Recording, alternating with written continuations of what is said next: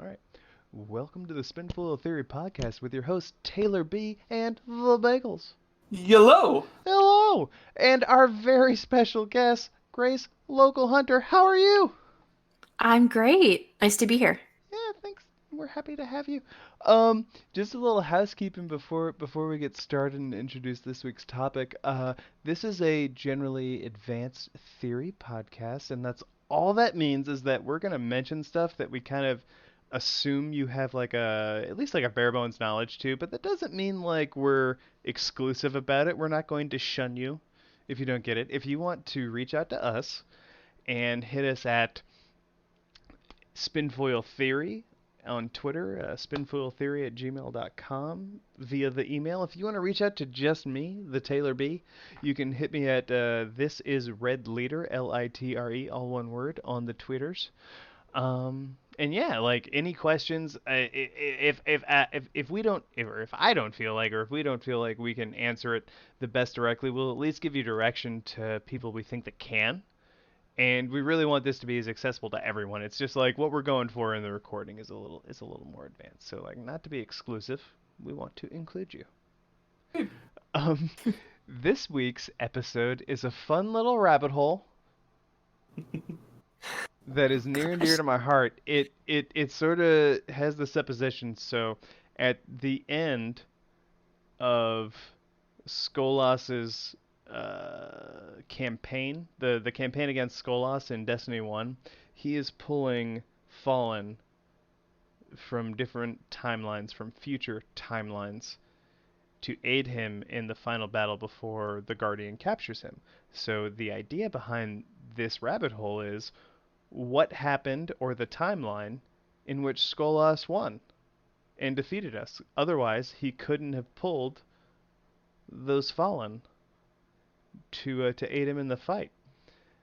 The crux of it really being that while Destiny doesn't eschew the idea of multiple timelines, admittedly in game we only experience the one. But depending on how universal inter-timeline time travel like actually ends up working in the Destiny universe, there is an argument that if he was able to pull Fallen from a future where the House of Wolves was triumphant, then that timeline fully exists. We just cut off the access that he had to it to aid him in ours. So with that, I'm going to hand this off, I think, to the Bagels first. The Bagels, what is your thoughts, to put it in grammatically? Yeah, first off, so I personally like to imagine that I'm not completely, just my first caveat, I'm not completely sold on the fact that all the Fallen are coming from a future timeline. They could possibly be coming from a separate timeline, and I know that Taylor and I have been disagreeing on this topic. I have to put a hard asterisk there, listeners. Demonstrably, Vex time travel only works backwards. I'm Demonstrably not convinced of that, but when have you seen it go forwards? No, I'm being a jerk. Let me. I'm sorry. Explain your theory. I'm so sorry, the Bagels. I'm being a jerk. I'm gonna pass off the Bagels, but now I'm just gonna rip his theory apart. Before he even says it, I'm a jerk fan. Chance. I'm a total jerk fans and guest. Please continue, the Bagels. No, saying that. Basically, I'm personally imagining just like a timeline where the Guardians decided to go for a big old dance party. And that gave Skolas enough time to summon a whole bunch of extra Fallen before we got to the Citadel. And as a result, he just destroyed us the second we stepped onto the top platform. He's like, nope, you guys are done now. But regardless, basically when you get up to the top there and you defeat Skolas, that completely shuts off the supply of the Fallen army that Skolas is trying to summon through the Vex portals. And as a result, it's pretty clear that Skolas is the crux of his plan, which makes sense. And what happens if instead of us defeating Skolas defeats us? So from there, what basically basically what would happen. And my thought process is that Skolas would probably seek revenge on the Reef and the Awoken in general, just for their previous grievances, that being the Reef Wars, and just go to town on the Awoken. Do you think it would... I'm sorry. Go ahead. I was gonna say, do you think it would be like on-site Awoken, or would it be like strictly those they associated with the Reef? And I only ask this because them having served in the Reef in our cutscenes in D1, like I feel like they would know which from which. Like there wouldn't be any secrets as to who was like a risen Awoken or an Earthborn Awoken for them.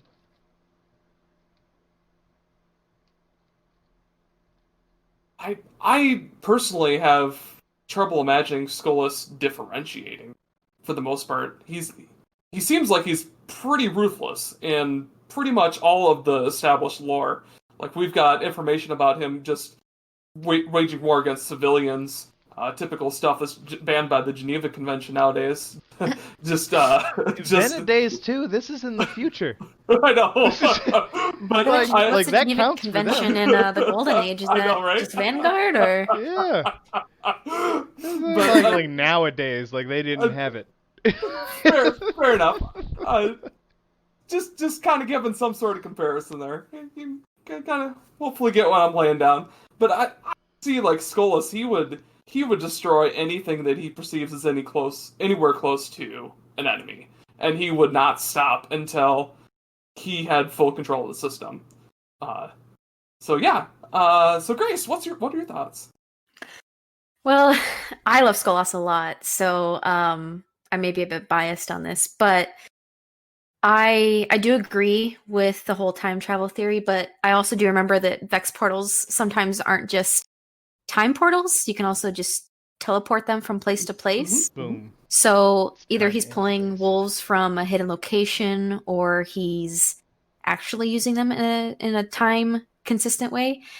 But yeah, I agree that I think he would either... There's two paths, really, I think that Skolas would go with. I know that, like you said, he's very ruthless. Like I said before, he's... Skolas the Rabid was previous to his Kell of Kells title. So I think, obviously, his one idea would be to go after the Reef, Seekers of Revenge, all that fun stuff.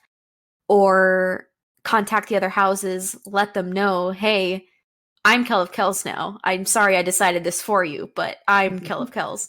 So y'all are coming here to the Reef, and we're all going to attack together. Forget about Twilight. Well, this fighting him, killing him, all that fun stuff is after Twilight, way after Twilight Gap. But, it could always be a Twilight Gap Part 2, Reef Boogaloo kind of thing. Right. So that's all, hey, exiles, you're invited too. Let's go. This is our chance to go after the Reef, take down Mara, and, avenge all of the fallen that they've killed and imprisoned so far.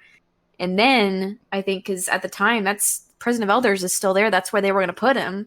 So that leads into, what if there's a jailbreak then at the Prison of Elders? Mm-hmm. So there's a lot of things that he could do, post, destroying the Guardians that come after him in that one specific strike. So, I don't know. I like to imagine that he gathers up his forces and unites all the houses under one banner again and goes straight in for his counteroffensive against the Reef. So I dig your sort of your description of like how he approaches them. Like, sorry, but I'm the Kell of Kells now. I feel like he just won like prom king and has the sash. Like, I've got the sash. Like, this is reality. I'm the prom You're king going now. to die, Yeah, and this is a sacrifice I am willing to make. Yeah, like, look at my face. Look at my face. I'm the Kell of Kells now. I really find that interesting. From the idea that it's potentially like another location. Just because the Vex do pull time and space. I hadn't really considered that. I would wonder where those guys were, and why they weren't with him. But there's no reason. Woke up late. Well, no, I'm kind of figuring like maybe there's, because they're pirates, right? maybe they're not all here. It Maybe could also be like the House of Winter. We know that the House of Winter joins him post that one of the earlier missions in the. I think every house but King's joins him. I I'm not can't remember. I'm not sure about that, but I know Winter does. Well, for Devils sure. is splintered. Yeah. So And I know he makes a personal visit to the House of Winter, and basically woos I them missed that over. cape. I missed that cape. Well, it's the remnants of Winter. I used to love rocking the House of Winter cape in D1. Oh, yes. Yes, because like by rule of law, I'm pretty sure like the Guardian is their Kel now, if he so chose. Oh. Oh, sign me up. I'm down. Right? If he so My favorite chose. cloak from D1 was Cloak of Tanix. Like I have Oh, made I this really cloak like that, too. physically in person. It's so I love it so much. I really liked it once I got my SRL helmet with like the fins, because Oh, I'm a sure. hunter. I'm a hunter man. Uh-huh. I don't know Yes. if you. Oh, I take that you're a hunter man as well. I mean, my URL is Night Stalker. I think we're all I'm hunter a mains hunter here. on here. I just wanted to Maybe. be sure. I just wanted to be sure. Like maybe it was a clever name. I'm hiding. I'm hiding amongst you as a Titan. No. Yeah, I was just gonna say Titan masquerading as a hunter. Oh god, that would be the greatest webcomic ever. Like all their capes are just like butt cloths like taped to the small of their back. I do have a Guardian character that multi-classes, and what she'll do is she'll take her cloak off and tie it around her waist, and that's her mark, and then she'll swap back and forth. I love it. But yeah. Can she do like in the true D&D sense? Can she do multiple at once, just at different levels, or is it more like she has to like switch between? She can equip the different ones. She's not like she doesn't go by like Guardian terms. She's very much like a Drifter-esque character. So Well, I like she's her definitely already. more of a rogue light bearer. So I have lots of art of her on Twitter. So Oh yeah, no. Yeah. I was gonna save this for the end, but I'm gonna put this out there just because it was mentioned by the guest herself. Her art's really fucking cool, you guys. I was admittedly put on to you through our mutual friend Wicked. oh really? Well, yeah, that's because like my Twitter game's pretty weak. You can tell by my account. But like I honestly like I wouldn't have invited you on the show or like followed you immediately if I wasn't like, oh no, you belong. Like No. we need you on there. So like no. She's very talented, you guys. She does commissions, and it's honestly like really cool fucking shit. Like if you ever want like a picture of your Guardian or any of the services she offers, I highly recommend. I have wares if you have coin. Ooh, see, we got us a merchant. You don't know about me and the Bagels are in a D&D game together. Oh, And- seriously? I and play we- every Friday night. Oh yeah, Love so it so much. we play every Saturday, and Oh, there's goodness. like a bit of a running joke I think since Wicked came on here, where if we want to write something down, I mirror what we do in D&D, where like he's our bard, so the most learned. So whenever we need to remember something, we're like scribe. God. Jeez. That's incredible. It's very true. It's yeah, and honestly, like he's the best record keeper I think in real life, regardless. So if there's anyone who's doing it like that, it needs to be the Bagels. Like I hope you think the Bagels that we divide work on the show equally, because oh my god, if I had to keep notes, we'd be so fucked. I keep notes during our D&D session, even though I play as a warlock. So, you know, it helps me pay attention better. So. Oh, I love that. My man's here. The Bagels is the bard. And you should hear. We'll save it for after the show because the audience isn't ready for how vicious his mockeries are. My quips are Oh terrible. no! We make him RP every vicious mockery he does. Oh, I love it. So That's he's got to great. come up with some like sick burns, like right then and there. Yeah, no, it's full fun. And everyone like calls me out on this, like, well, of course, Taylor, you're the rogue, and like, go fuck yourself. There was every other like part of the party taken before I showed up, and it was either like, well, you can have someone who can pick locks, or I could have like a fucking ranger, I suppose was the other option I could have done, which they're great, but it's not the most rural of settings, at least in that Oh, first I see. campaign. So I'm like, yeah, let me summon my familiar goat. And my preferred Oh my enemy, the God. badger, is nowhere to be seen. That's where you make it your character's life's goal to find a man called the Badger, and then you can just fist fight him. Ooh, Just throw hands. ooh.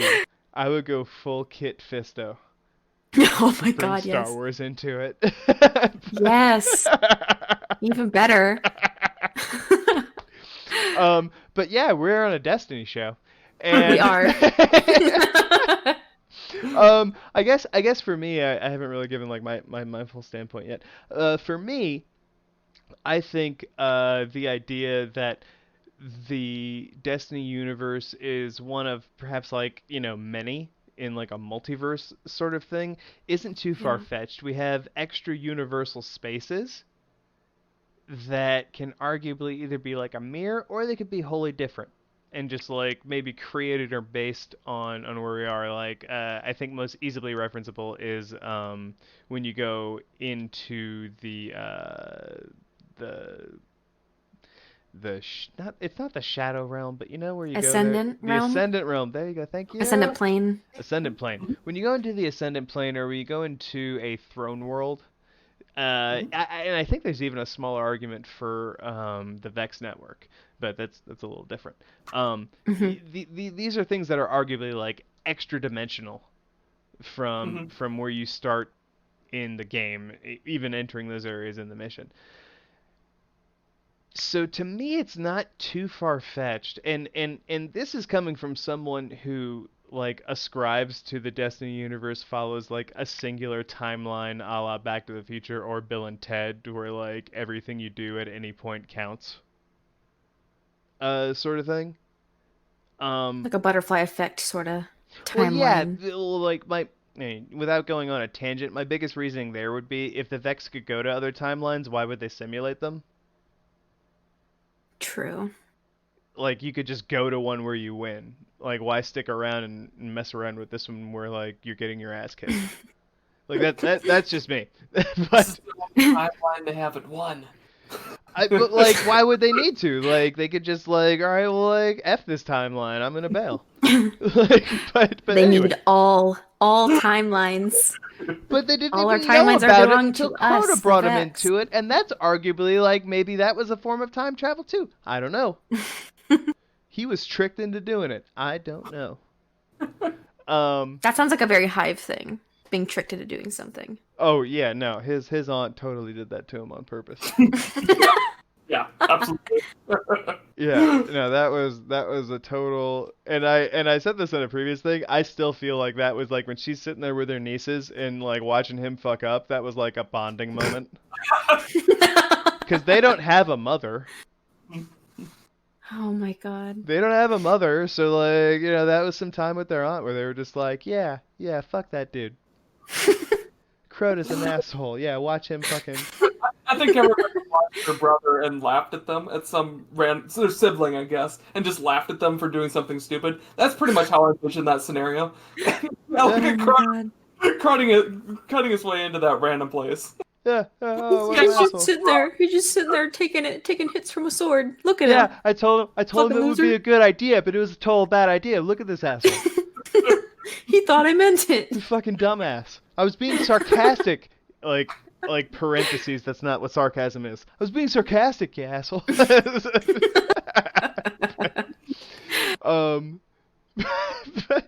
but yeah, my thoughts on this are assuming it is a different timeline that he's pulling them from. There's a timeline where if that's what he's doing, where he had to win. And that's sort of I think to sort of I guess like be not too different, you and I, the Bagels, from where you were coming from, and where I'm not necessarily sure this is the exact case, but in a timeline like where he wins, I think the possibilities are really fucking cool Because I think to what Grace was saying, like maybe he's the one who meets orcs out on the reef. Oh, that'd be amazing. Yeah, maybe he absorbs. And I do want to offer though, in sort of like a counterpoint to everything you guys are saying, he was enemies with because of how they shunned him, how they gave him up, every other house. And he brought just about all of them. He appealed to all of them to work together. So I'm not so convinced he is going to go in, like being called rabid, especially in the context of having fought against that person, or him in this case. So like his enemy calling him rabid, like, okay, like Scots used to be called devils in skirts. Oh my god. Like, yeah. It's a title you apply to somebody you're battling with, essentially. Yeah, exactly. And maybe if you're that person they say that to, you wear it with like a badge of honor, and you're like, fuck yeah, I am. But like, yeah, I mean that describes a lot. You watch me be rabid, see what I'm capable of, kind of thing. Yeah, try to corner me, like it's gonna end badly for you, even if like I'm outnumbered. I have no care for my own like self. I'm just here to hurt you. I'm a rabid animal. And that's another thing that has to be a translation, unless like, you know, the Elixni homeworld had rabies. Just like the House of Wolves, that's all I'm saying. True. It's very true. Just like the House of Wolves. I would say like his ability to parlay and convince the other fallen pirate houses to join him. All except really kings. And then kings became the scorn because they're dumb shits. We were done being yellow. We want to be blue now. That's what I'm saying, but we're gonna still wear like yellow skirts. Like don't. I'm sorry, togas. They ran out of blue dye. It's fine. It happens. It's the golden age, or no, it's a collapse. But you know, it's the city era. But yeah, so I'm not so convinced, especially with if there's an air of. I think there would be an argument to be made if he actually tried to parlay with the Awoken and made a case for himself in that once Mara assumed the role of Kel, her being challenged, at very least by him, if he like successfully assassinated her, would not make him an enemy. It would make him the new head of that house. oh, I see where you're going with this. Right. So even if they're not like, we're going to ally with you right away, there's honestly, politically speaking, no reason that they would have to justify other than vengeance, which is, you know, not the best political stance, and the Awoken are known for their nuance. Like, they wouldn't really have a leg to stand on in going after him, especially if he didn't continue to wage war against them. He might even have an argument to assume the Awoken throne. Yeah, that was the other thing that, you know, like you were saying, instead of just outright killing them all, just simply taking Mara's place, which, I mean, I love Mara to death. So I think it would be interesting also. I know it's not really in either of their, you know, kind of political spheres to have like a, I don't know, I don't want to say vice president, but like a second in command, second in, you know what I mean? That sort of thing. I don't really think that's, besides like the Fallen have Archons, but, Right. you know, possibly an alliance like that would be also pretty interesting. So that way at least both of them had some sort of power, because I feel like that's possibly what would have been the biggest, you know, source of conflict between Mara and Skolas had Skolas succeeded, would be who's in charge now and, you know, all of that mess. Yeah, I have trouble imagining Mara just like giving up the Awoken throne. Right. I'm pretty sure that Skolas would have to defeat her prior to the Awoken submitting to the new Kel of Kells. Ooh, I think I don't think he has regained officially control of his house until he defeats her. Oh. That's a fair point. Yeah, I think he in has fact, to take it I think that's back. probably the case. All Yeah. he did was launch a mutiny. He was amassing forces, in my view, to go A after coup. that goal of actually becoming the Kell of Kells. Because until he like retakes his house, all he's done is launched like an insurrection. Hmm. Mm-hmm. Exactly. Yeah, I can't argue with that. So that's sort of where I'm coming from there. I feel like that was his ultimate plan, and then like Guardians got in the way by way of Mar enlisting our Like aid. that dang Scooby Gang. Oh, dude. Petra and her mass call-out post against the House of Wolves. I think are we Well, Scooby in that situation though? No, we're Shaggy for sure. Or Shaggy? Okay, okay. Yeah, because Scoob at that point was that still Peter Dinklage? I think it was. Yeah. Scoob Yeah, that was our right ghost. before I actually got the game. Oh, dude. So Peter Dinklage. I joined at the very tail end of House of Wolves. So I tell you what, everyone on the Reddits, at least in what I saw anecdotally, complained about like Peter Dinklage's like acting. I'm like, nah, dude, he's acting great. If you don't like the direction of it, that's fine. Because back then, all we knew about Ghost was that he'd been searching for us for centuries. And so like I had assumed he was alone. So the idea that this guy is making like socially awkward statements that aren't really funny, but It like makes sense. given a different delivery could sound that way, like I thought he played it perfectly. And so I was like, "No, awkward ghost, I'm your buddy now." I'll be your friend. Yeah, like let's go kick this fucking darkness. You chose me and everyone was a dick to you. Fuck these guys. like You live in my backpack now. that's what I'm saying. Like that was my general feeling in this. And then when it changed to Nolan North, and like honestly, like I don't hate Nolan North. I think I love much of his work. I feel like I kind of come from the same place that everyone was coming at Peter Dinklage from, which like his direction. If I'm being fair, it's his direction because now it sounds like a bad buddy cop movie that I didn't sign up for. Like, so you go to parties now, Ghost? And you picked Master Chief before me, and he turned you. I'm your sloppy seconds.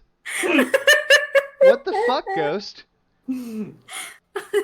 I thought we were buds, but apparently not. So if in any future like actual Destiny release we have like an option for multiple voices, there are many like celebrities and people I can think that who would do great.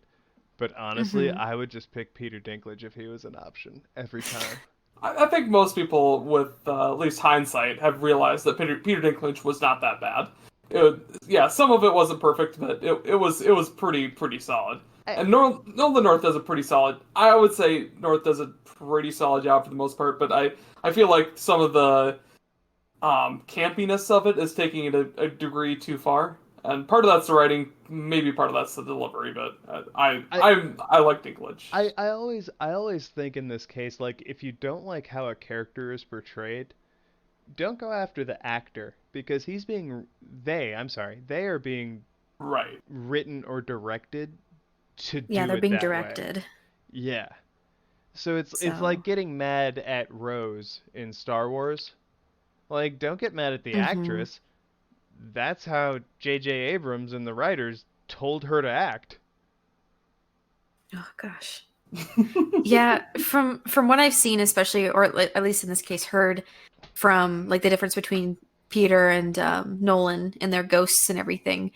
I personally, like you said, I don't think Peter did a bad job. I don't think he did a bad job being directed either in that case. But I think the personality I picture the ghost to have, I think Nolan fits it better just because to me, it's a little bit higher pitch, just a little bit, I personally think that Nolan is, a better ghost and, or default ghost. Yeah. I would rather our guardians do more of the talking and also be able to choose the voices for our guardians. So it's kind of like a case of, how bad to go off on a very far tangent here, Dragon Age Inquisition, how bad the voice acting was for your Inquisitor.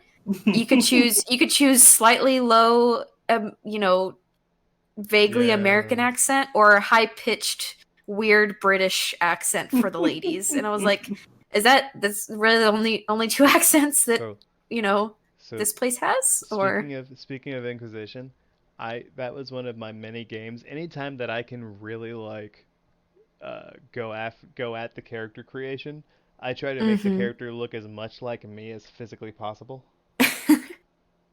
Oh, but the facial hair options are so bad. They're so bad. So, for me, and granted, I did play Inquisition. Like I had a lot of forgiveness after my best attempt coming from. Actually, no, I take that back. Can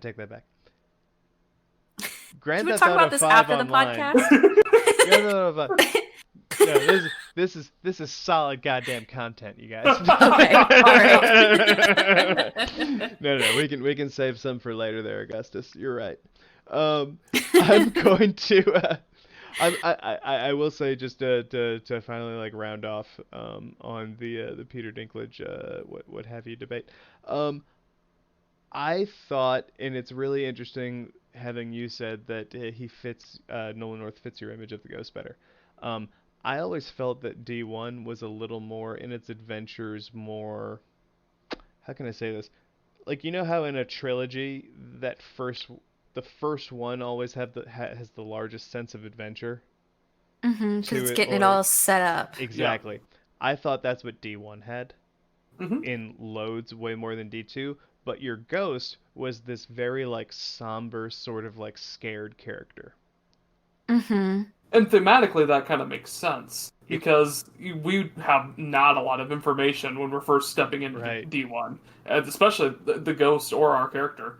But the Ghost has been around this whole time. Like, I always took it like he was disconnected from... Which is why he has just as many questions as we do. Right. Yep.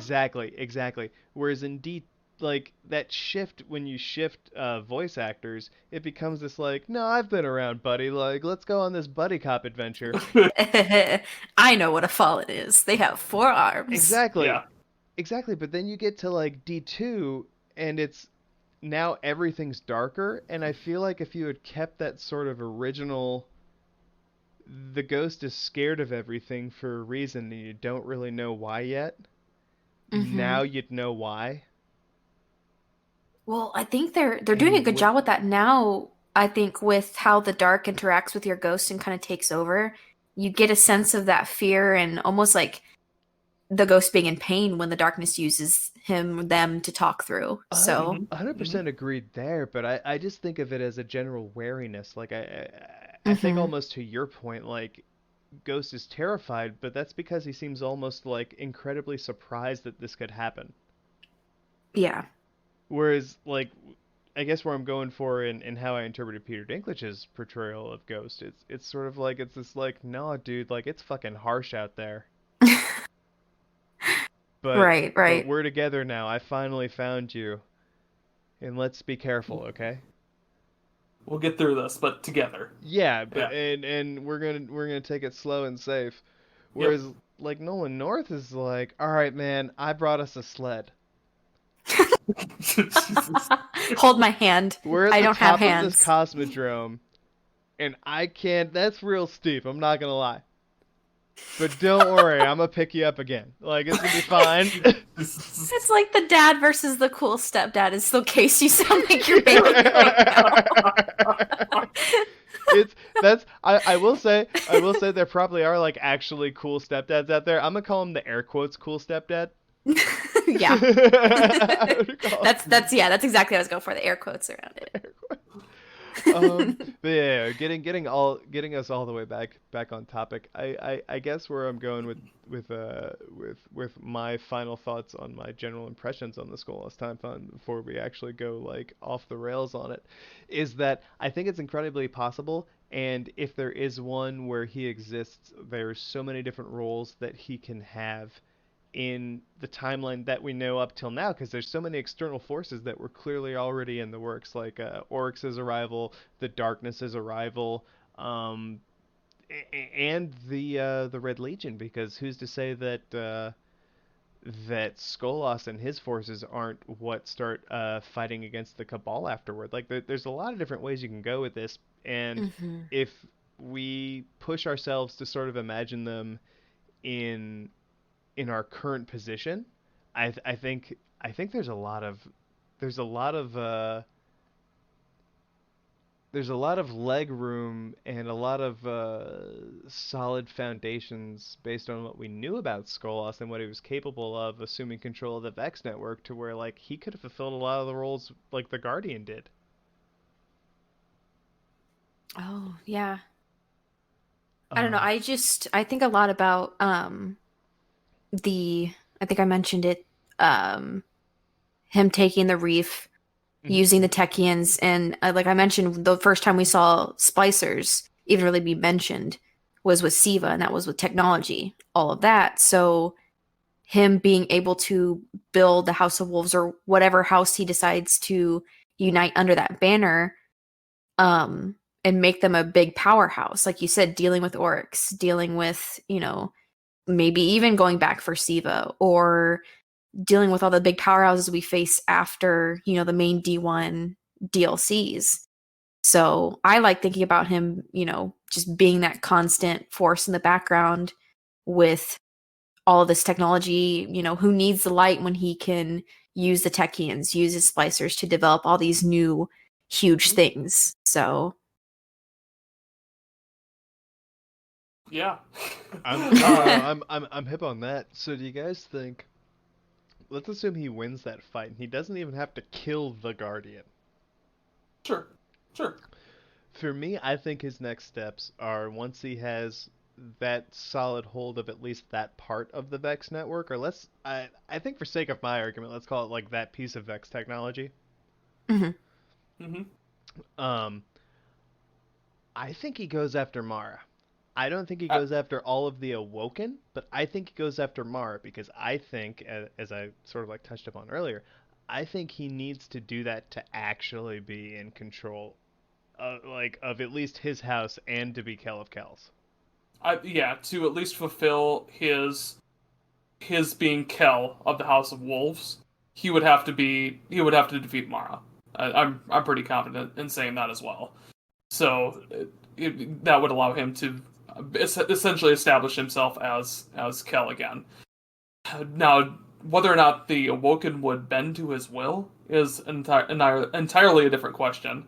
And I'm not so confident that they would. I feel like that they're a pretty strong independent race, and they would do everything And they don't to need no Kell.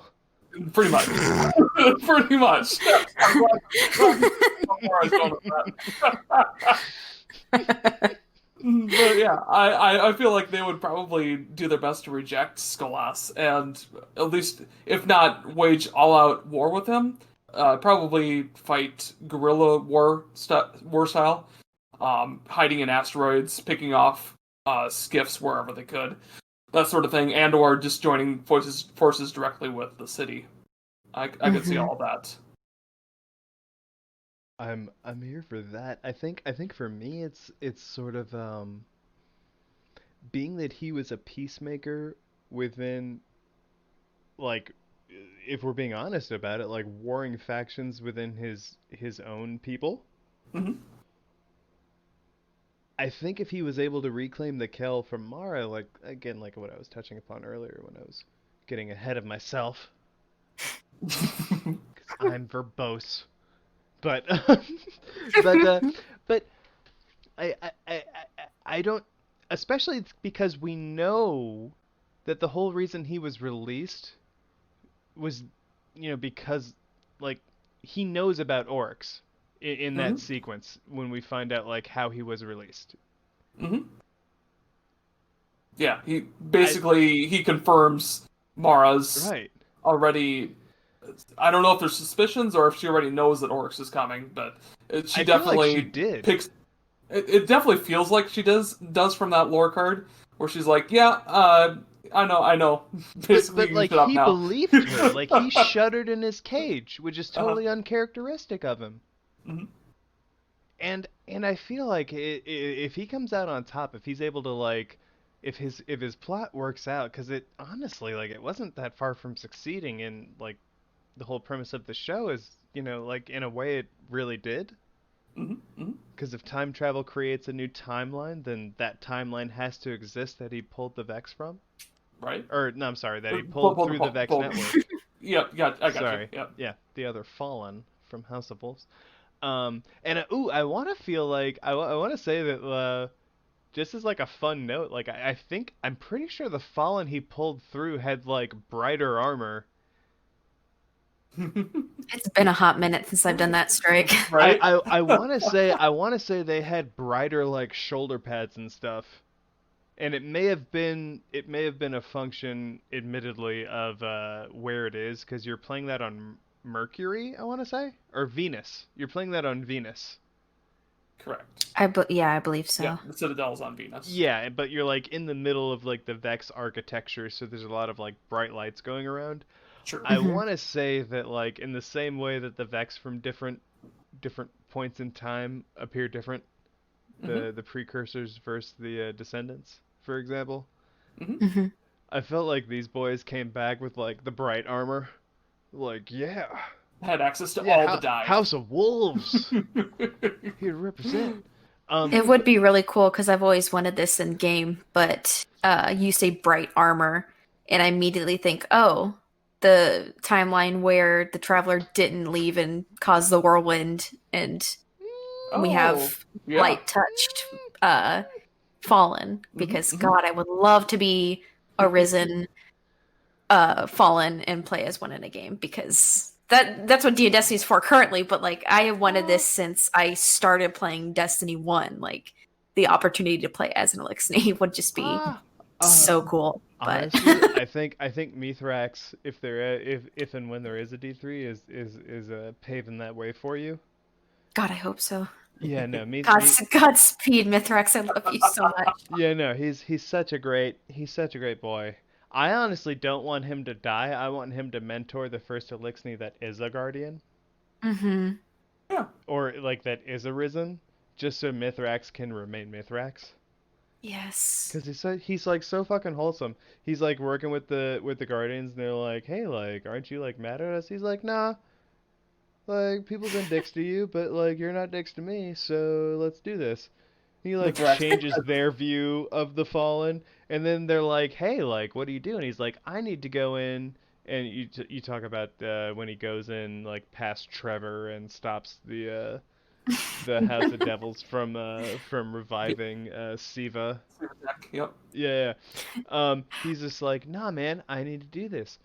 Siva's wrong. These guys are wrong, but I need to sneak past them and be all sneaky like, let's come with you." "Nah, bros. You can't do that. I gotta do this dangerous thing on my own." And then like his boys like tell the Guardians, who are like, "Oh, let's go back this dude up." Well, actually, he also meets you. No, he invites you to do it because you have no connection to him. Because that's how you start the thing initially is in the bottom of the farm, right? Yeah, he's down there hanging out underneath the barn. Correct. All right, so the Guardian and Mithrax are already buds confirmed. Yes. I mean, we're the ones that canonically didn't kill him in that's our previous connection to Mithrax. So that's why he would trust us enough to send us on the mission against the devils in the outbreak mission. I'm so glad you brought that up. I hope Did that captain just wave at us? Right? Yeah. He kept looking at us, and then when we kill the knight and we don't shoot him, he's just like, "Are you gonna shoot me?" I'm like, "Nah, you gonna shoot me?" He's like, He's in a little wave. It's so cute. No, he's such a I love bro. Fallen, you guys. I love him so much. Nah, Fallen are my you're a kindred spirit, Grace. Like Fallen are my favorite boys. As far as enemies go. Like 100%. I love Hive only because of the worms. The worms are cute. But anyways.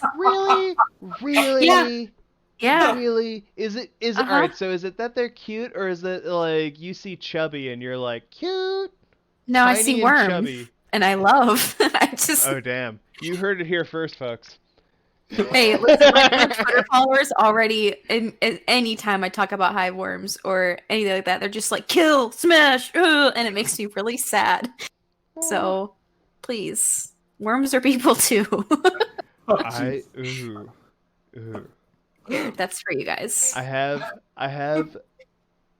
only one thought, in that, what are your thoughts on, so like, I feel like your description was about like how like when you go in different hive missions and you see the worms popping out of the ground, right?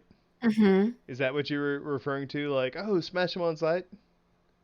Oh, like the one Shadowkeep mission where there's those little tunnels and all the Mhm. worms are just like vibing. Mhm. That's like the best part of Shadowkeep. Is that right like, there. but like that's the scenario you're talking about, where you're like, oh, like smashing them is wrong? Yeah, I hate Okay. that. It makes me Okay. really sad. What about when But you like, shoot a hive in the head, and then their head pops off, and it's that same damn worm like wriggling out the neck? it's like, I don't know, just Is it instincts like still run over, cute? help them up kind of thing. But Is it still cute? Is it wriggling yeah, around? It's still it's cute? not. It's not. Yeah, I think it's still cute. I'll tell you the one thing that's not cute when it comes to the worms. It's like when you're going deeper down, like maybe like the Nokris strike, where you see those huge earthworm looking tube things. Yeah, Gross. yeah. Absolutely gross. Can't stand it. I hate Can't it. do it? Okay. No. Okay. So there's a they are limit. only cute in like the strike with the mind bend that worms. everybody farms for mind benders. You get to hold a little worm. Yeah. Best part. Yeah, Best part of the game. So you draw the Chibi line at worm worms. guys. Well, I mean, Seventh the thing. She wants worm cherubs. Orange cherry. Just like floating around, all light and chubby. Like a giant moth Small. on the dreadnought. You know? Yeah. Yeah, no. All right, I'm picking up what you're putting down. I'm picking up what you're putting down. So, Anyways. yeah, no. Back to subject. Shifting gears again. I will say, so I personally think, and I'm gonna then pitch like what each of you think the timeline is, just for sanity's sake of us getting in to, while great radio, tangents nonetheless. I think if he succeeds in being able to pull reinforcements through the Vex network, I think Skolas then goes in to defeat Marasov, assuming he wins, and this is in a scenario where he makes it to our current place in the Destiny timeline. I think he then probably tries to parlay with the rest of the Awoken after he defeats Marasov, because in my view, the reason he has to attack her is that so he's the actual Kel. And then he becomes the Kel of Kels because he's united the houses. I think then, much to Grace's point, when you get into the Taken King, like that's more of like a fallen, like that's like a catch thing that pulls on and does the sort of like spirit bomb sort of explosion that halts the dreadnought and its fleet. I will say, I don't think Skolas is on the ship in that scenario. I think he knows he has no magic. And definitely not the Prime Servitor either. Yeah. He would not try to carve out his own throne world like Mara. He would send a bomb. No. Well, I don't think... Well, yeah. Anyway, he would send a bomb. He would certainly, to Mara's point, to Mara's influence, though, use the bomb logic. And he would send a bomb to fuck Oryx up. I could see, what are they? Are catches the huge ones or the skiffs? Like, I always get them mixed up. But... So because of the guardianship, I feel like they're all like different sizes of the same thing, but the catches are meant to be the bigger ones, yeah. Correct. Yep. Okay, yeah, so I could, like you said, with the bomb logic, basically just loading up a catch. Because if they're, at this point, they've got all these numbers, advances in technology, whatever, they developed since their, success against the Reef. What's one catch going to be if they can just continuously make all those other things? But loading up a catch, it's basically a giant needle. They just like they do it like the Almighty was supposed to be to Earth. They just send it off right into the dreadnought and detonate the payload. That's, like you said, I think that's what something that Skolas would do. Yeah. You know, it's empty. There's no falling on it. They're only losing a catch and, you know, explosive resources, that sort of Or thing. maybe they're losing tech witches, but like these tech witches are set on performing this spell that like messes them up in the Ascendant realm also. That too. Like, cause I feel like that was Mara's kind of thing. Like me and my tech witches being, you know, sacrifices I'm willing to make, which I believe she did make. And I think Skolas would be willing to make those sacrifices. I think he would probably try a death by 1,000 cuts type of scenario where he sends maybe one major offensive on several different fronts, just trying to attack the dreadnought from every different angle and see what gets through and what sticks. So that seems much more like a Fallen strategy than. So I want to put it this way. Like, they're pirates, right? Mm-hmm. They bait and swarm. That could also be the case. Mm-hmm. So I feel like this ship that Skolas sends out has minimal casualties and maximum damage. Of course. And then they're the ones, instead of the Guardian, who swarm the dreadnought. The inert dreadnought. Because I guarantee you, if it's going by what I was saying, purely based on that, my own, like, theory canon here, that he's, like, actually the peacemaker. He's actually able, and he's, like, he's, like, pretty, like, savvy politically, in that he'll parlay with people to meet an ultimate end, and he is fearful of Oryx. I think those tech witches were working with him when they go in to explode, when they go in to create the bomb logic. I think he is not there because he doesn't believe necessarily in the idea that him dying can create a throne world for himself. So do the tech witches still somehow sneak Mara through? Like, does Mara somehow survive her initial... Dead. He killed Mara. I'm just saying, does Mara somehow survive that initial encounter because she's savvy enough? I mean, perhaps that's like another threat. For the purposes of this idea, this like timeline I'm envisioning, does not affect it. Though, arguably, she could be pulling a Savathun and still be an influencer. Right. Hmm. I'll give you that much. Maybe Skolas is her tool, if you want to view it that way. Sure. I could see that. Yeah. So she just seems like the type to find some way to manipulate it to her advantage. Basically, right? Yeah. Because she's great. She's so smart. Yeah, like Skolas winning doesn't mean Mara necessarily loses. It just means maybe she won a different way. So I'll put that out there to everyone who's like, "No, fuck you, Mara would have won." Maybe this is just a different avenue to her achieving her like ultimate goals. Mm-hmm. That being said, I think him sacrificing, like the story, like maybe he sends out, you know, back when Game of Thrones was good, maybe he sends out a boat with a bunch of like bombs and shit on it. Yeah, that was my idea with the catch. Yeah, no. Like to your point is what I'm going for. I'm sorry. Yeah, like to your point. To your point. I'm sorry. Oh, you're good. Yeah, but that's what I'm going for. Like I think he could manipulate it given his prior knowledge that Oryx is bad news and that he's on his way. I think that's totally within Skolas' wheelhouse to be able to manipulate the same like tech witch bomb that disrupts Oryx's advance, and then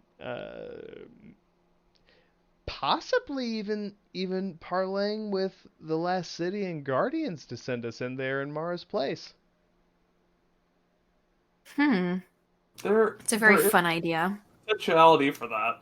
If somehow Skolas could get past the whole trying to murder him multiple times. I mean, I'm not convinced that Skolas is this great peacekeeper, personally. I'm not saying he's a peacekeeper. I'm saying he's someone who will manipulate potential allies to his endgame. And if his endgame is to defeat orcs at this point in the timeline that we're talking about... That I can get behind. Yeah. I could see he could try and rally every potential ally that he could. Orcs being the biggest threat in the system when he arrives. That does make sense. Yeah, I mean, like, Grace, the Bagels disagree, but like, Grace, do you like, are you here for that? Like, it's not necessarily he's like this great guy, necessarily, but it's well, you know what I mean, like. Like I said earlier, I really love Skolas as a character. I don't know. I think I agree on the fact that he is definitely a master manipulator. I wouldn't say he's selfish, but in the sense that he has his house as his, he wants the best interest of his house. And get anybody underneath that banner. So, I mean, it could also just be as easy as him placing a beacon or a false, threat of, hey, look, now I'm on the dreadnought, come and get me. And then that way that sets off the whole Guardians versus Taken King scenario. So, I mean, he is intelligent as he is ruthless. So I think that, that's also another option. But like you said, death by 1,000 cuts. I can't say it. Finding out what works, what's gonna punch through their defenses. Yeah, because he's rabid. He's gonna keep biting. Regardless. I almost just went into a hole and break their grip on Freehold, but it's fine. I was about to. That's why I was laughing. I was so close. Oh jeez. Hey, Guardians, I'm on the Dreadnought. Break through their defenses and all that fun stuff. Break their grip on the Dreadnought. So I'm gonna finish myself out and then hand it off to you guys. But in terms of stretching Skolas into the Common Era, assuming Skolas is able to defeat the Taken King, or at least like parlay an alliance with the Last City. And the Awoken, assuming he was successful to do that, I envision their purpose in the Red War is actually maybe the Red War wouldn't have been so deadly because the Fallen aren't empowered by the light. If we have working relations with in the system the Fallen as led by Skolas, I actually have this idea that perhaps there wouldn't have been this huge slaughter that they portrayed in my view anyway, in those opening missions in Vanilla D2. I tend to agree for a variety of reasons, at least on that front. Just from the fact that would that signal from the Dreadnought been sent out to the Cabal post Taken King, or right at the end of the Taken King events, there was that one signal that basically started the whole Red War. Because we took their commander, and then they came in to try and get him back, but like exactly, happen, like, yeah, and then past that, the Fallen are inherently much more scattered than we are. The Cabal assault on the Last City was so effective because they had one target. They could literally bombard us, and we could do nothing about it. That if they tried that on the Fallen, they're everywhere. How do guerrilla warfare intensifies? Exactly. How do you assault that? It's like the U.S. or Russia getting bogged down in Afghanistan, or the U.S. in Vietnam. Let's be real. Yeah, I mean anything like that. How do you fight a warfare like that on a coordinated scale? It's very, very difficult to do so. It's one of those things where you could literally have a winning percentage, just going off my analogy for the U.S. and Vietnam, you could have a winning battle percentage, but the fact that you don't actually control anything can highly contribute, please historians don't shit on me after I say this, can heavily contribute to your inability to actually win a conflict. Like you're fighting a defensive war. you're trying to control trade routes. They can strike at you from wherever. I mean, like, to go with the analogy that I'm going with, it's like an elephant trying to stamp out a tiger. It's just not going to work. And eventually the elephant's going to get tired. Pretty much. That's what the analogy. Yep. Yeah. The Cabal even look like elephants, so yeah, there you go. Yeah, like Tusks and all. the Cabal are gonna come in, and the Fallen are just gonna be like, oh, like, but I fucked you up here, and then I ran away. Mm-hmm. Oh. And not to mention that they could take out the Traveler all they want, the Cabal that being, and it would have no impact on the Fallen. And if they were Fallen in the city when that happened, they'd be like, oh, we expected to stop. Oh, who are these assholes shooting at us? Right? Are they running away? Does he have a sniper rifle? What is that? He's not even hurt. They're just angry and numerous. Is that a ship showing up, dropping off more of them? Circles? Pods? What are these things? Oh, yeah, like that's what I'm My saying. food stand. Like, what is this thing that seems to be feeding and shielding them at the same time? Oh my god. Yeah. Oh dear. So I feel like that could have gone very differently. To catch them up to where we are now, post the Leviathan, post the Dreaming City, post everything there. I feel like, given in the lore, like Petra's run, the idea that there are factions that have done these various feats subsequently without the aid of the light, without being a guardian. Mm-hmm. I think Skolas, especially being empowered by the Vex network, would be able to, like, maybe not personally, but like send units who can like handle this shit in a very similar way. Maybe it's a little more slow and methodical. Maybe it's a little more piratey, like bait and strike. We learn from their tactics, essentially. But like it's Fallen plus time travel. That I'm sort of thinking, like, if he can pull from this perpetual timeline where they win, then they always win. Because there's, like, after us, there's not really, like, if they're able to beat orcs, there's not really a paracausal being that can stop them. So if they can beat orcs, they win the Red War. Because they got time travel on their side. I do want to throw something in that may ruin your time travel theories. Please do it. Osiris. Osiris only operates in the Vex network. Right. And so I'm sorry.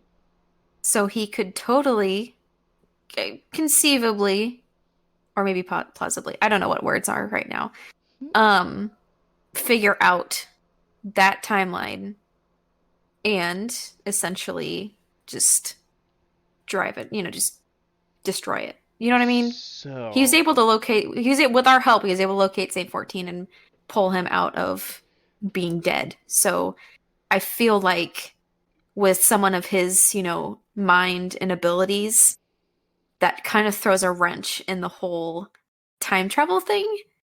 But just in like the sense that that Skolas would just be unbeatable from that point onwards. My only issue with Osiris stepping in there is, in order for Osiris to actually access the Infinite Forest to like its fullest capabilities, he needs us as player characters in order to come in and basically clear out Panoptes and there's the other mind that rolls around like a ball after you kill it.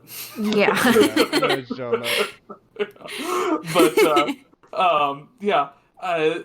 So I don't know if Osiris could get to that point where he would be able to use the Infinite Forest to find a solution to the Skolas problem.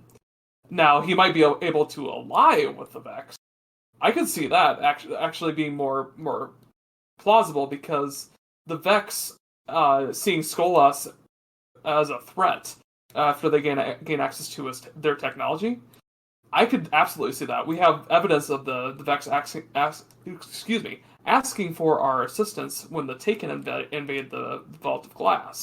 Mm-hmm. So there is precedence for the Vex asking for Guardian assistance following some sort of seemingly catastrophic event, as the Vex see it. So I could see the Vex asking for Osiris's help or Guardian help in general, and that being a way to curtail Skolas as a threat. Right. I guess it also would have to mean that maybe Osiris would also have to be interested in stopping Skolas. So who knows what his motives would be at that point in time either. So he may have totally different reasons to be accessing the Vex network and using the Infinite Force and all that stuff. Sure. Right, especially if in this fashion the Fallen are at least loosely allied with the Last City in their assault against Oryx. Uh-huh. Which, like, we can all agree, like, scared the shit out of Skolas. He would have done something about. Mm-hmm. Or at least tried to, as best he could. But beyond that, I definitely see them as being, like, allies in the Red War. I mean, like, if I'm willing to accept, like, canon... When the Fallen start to be your ally, they become like the sort of like Mithrax standard. Right. They're gonna help you out. It's tense, but yeah, they're gonna help you out. They get it. Like, we're buddies. It's okay. Pretty much, yeah. We need you here. These fucking Cabal assholes. Like, fuck these guys.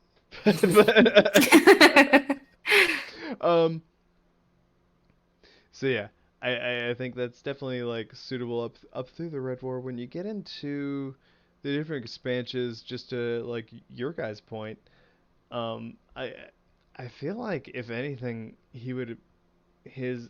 Skolas or his forces would have been assisting in whatever Osiris was trying to do in the Infinite Forest when we first go there in that first DLC.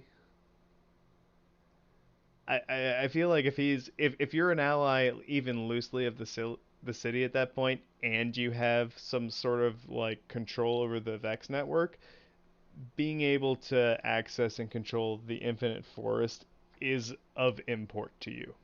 Mm-hmm. For sure. Mm-hmm. Yeah. So like I don't see, if anything, they probably approach Osiris. Yeah. I could see that. Yeah. Yeah. Now here's an interesting one. I will say it's a little more tenuous if Saint 14 gets brought back in this timeline. I don't think that happens at all. Yeah, I don't think he's coming back. I think he's just dead in that network, and they're like, "Oh shit, that sucks." Moving on. It could also be a really cool scenario where, they're the ones trying to stop you from bringing him back, and that's the whole mystery to uncover. The Guardians who don't know the history of Saint 14, but then there are these Fallen, using the Vex network to prevent you from going through those corridors of time that we had to go through with the puzzle. And that was through the sundial, which was like, right. While similar in my view, I always felt like that was different from the Vex network. I think the sundial is greatly different from the Vex network, but that's a whole other discussion. Well, it's like the H.G. Wells time machine versus like the DeLorean. Pretty much. Hear me out. Okay. in the time machine, it stays in one place and time moves around it. And that's sort of what happens in the sundial. It would like do some shit and then like open a gate and, oh shit, I'm in another time. Let me go save Saint. But you're still in like the same physical place that you were. Like it had an anchor to like where it was. That's how it handled the space part of time travel. Mm-hmm. I'm not 100% sure about that, but sure. Oh, I get your analogy. It did though in game. I'm not arguing that the sundial didn't move, but I think we still moved. Like when we go back to save Saint from the House of, I think it's the House of Rain at that point. Yeah, When, it's right. Rain. I thought Rain was dead before Rain died in the whirlwind. The whirlwind. No, that's the House of Stone. The House of Rain still has remnants into at least D2. I'm pretty sure that the House of Rain is who's assaulting Saint in that first mission in season of the Dawn. Is that right? Yeah, when we go to find him on Mercury with the bubble around him, basically. Yeah, I think that's the house. I know what you're talking about. I don't remember any indication of what house it was, I guess is what I'll say. Sure. But yeah, I'm not 100% sure on that. My only point is that type of time travel resolves the space point of time travel, because the device is just like really eddying itself from time and moving in one direction or the other. So we couldn't use the sundial unless we wanted to like use the sundial from Mercury and then fly to the other planet. Like we couldn't like enter the sundial on one planet and then exit it on another. I'm not arguing it as far as other planets, but I am saying that I think that you can still exit it on Mercury at other points, not directly on the sundial. That's my thought process. And to be frank, I need to do a little bit more research on the sundial to say with sufficient confidence on that. If we're going to be frank, not that I want to be rude, but I'm going to be curt. I don't think that can happen. I think it's the same spot that I said it. Fair enough. To be grammatically hilarious. But yeah.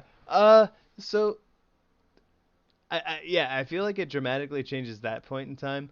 I'm not so sure how, and I think it dramatically changes the Red War.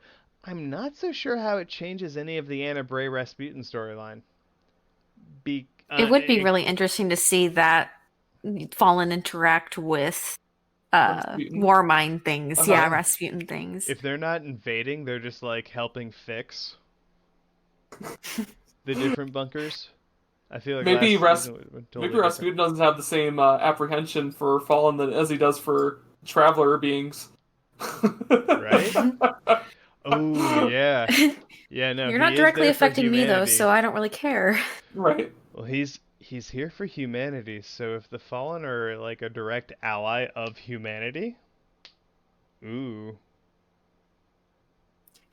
Rasputin's just like, hey, Anna, you know that the Fallen are enemies, right? Let me just take care of that for you real quick. Ooh, that could also happen. There could be there could be a conflict that erupts from that interaction. Mm-hmm. Yeah, that could go several different ways very quickly. But, I mean, it assumes that Rasputin gets powered up at all. Well, he could remain frozen, essentially. I would offer that if we're going by order of DLC, like, I guess Skolas and his forces, or perhaps maybe not the Guardian, help Anna, like, put out Nokris and Zol at first to create the current situation. Because, like, it's one of two ways, right? So, either the Guardian, it happens as it does in game, and the Guardian is the one who works with those two to stop Zol and Nokris. Mm-hmm. Or there's, like, Fallen helping that too, because they're also like, oh, this guy's a son of Oryx? Yo, fuck that guy. Exactly. Like, let's get in on this. We have spaceships and pirates. Carnage! Yeah, like... Oh, wait, there's Cabal here?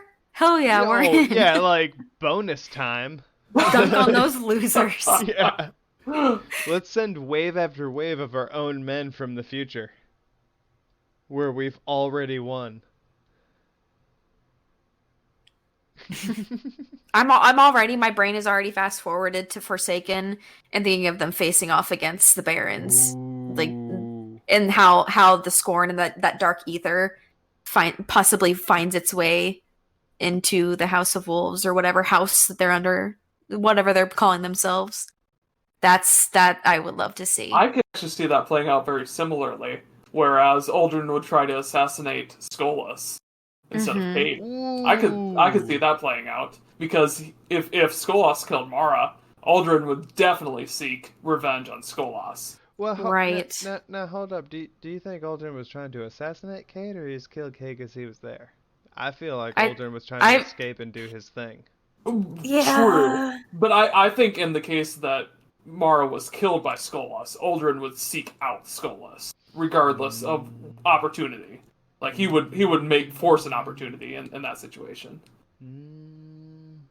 That's also to say, like, who's in charge of the Prison of Elders in this case? Would it be Skolas? Would it be Varix? Would it still be the last city? Well, it might be Aldrin. It might be Aldrin assumes the throne, or it might be, depending on how you view the interpolitics, once Mara assumed the role of Kel. True. As to how they handle someone assuming the role of Kel from her. Did they become the next in line for the Awoken Throne, or is that a separate matter? Like, no, you're just Kel now. This Awoken you're just who was Kel in now. line from the throne, like, that's a different thing. Like, all right, you've separated the seats. Like, it's not a unified title. To put it in boxing terms. Yeah.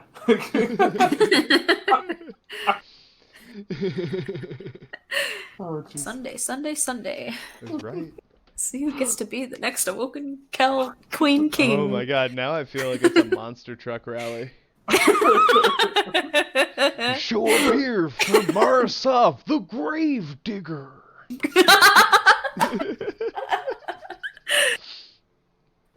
Oh my god, put your hands together for the rabid Skolas. I can't do a Macho Man Randy Savage. Oh, it's okay. It's okay. It strains me as well. I actually had a little cough I had to do after that. But I'll try to do my best for you here. Marasov as the Skull Digger.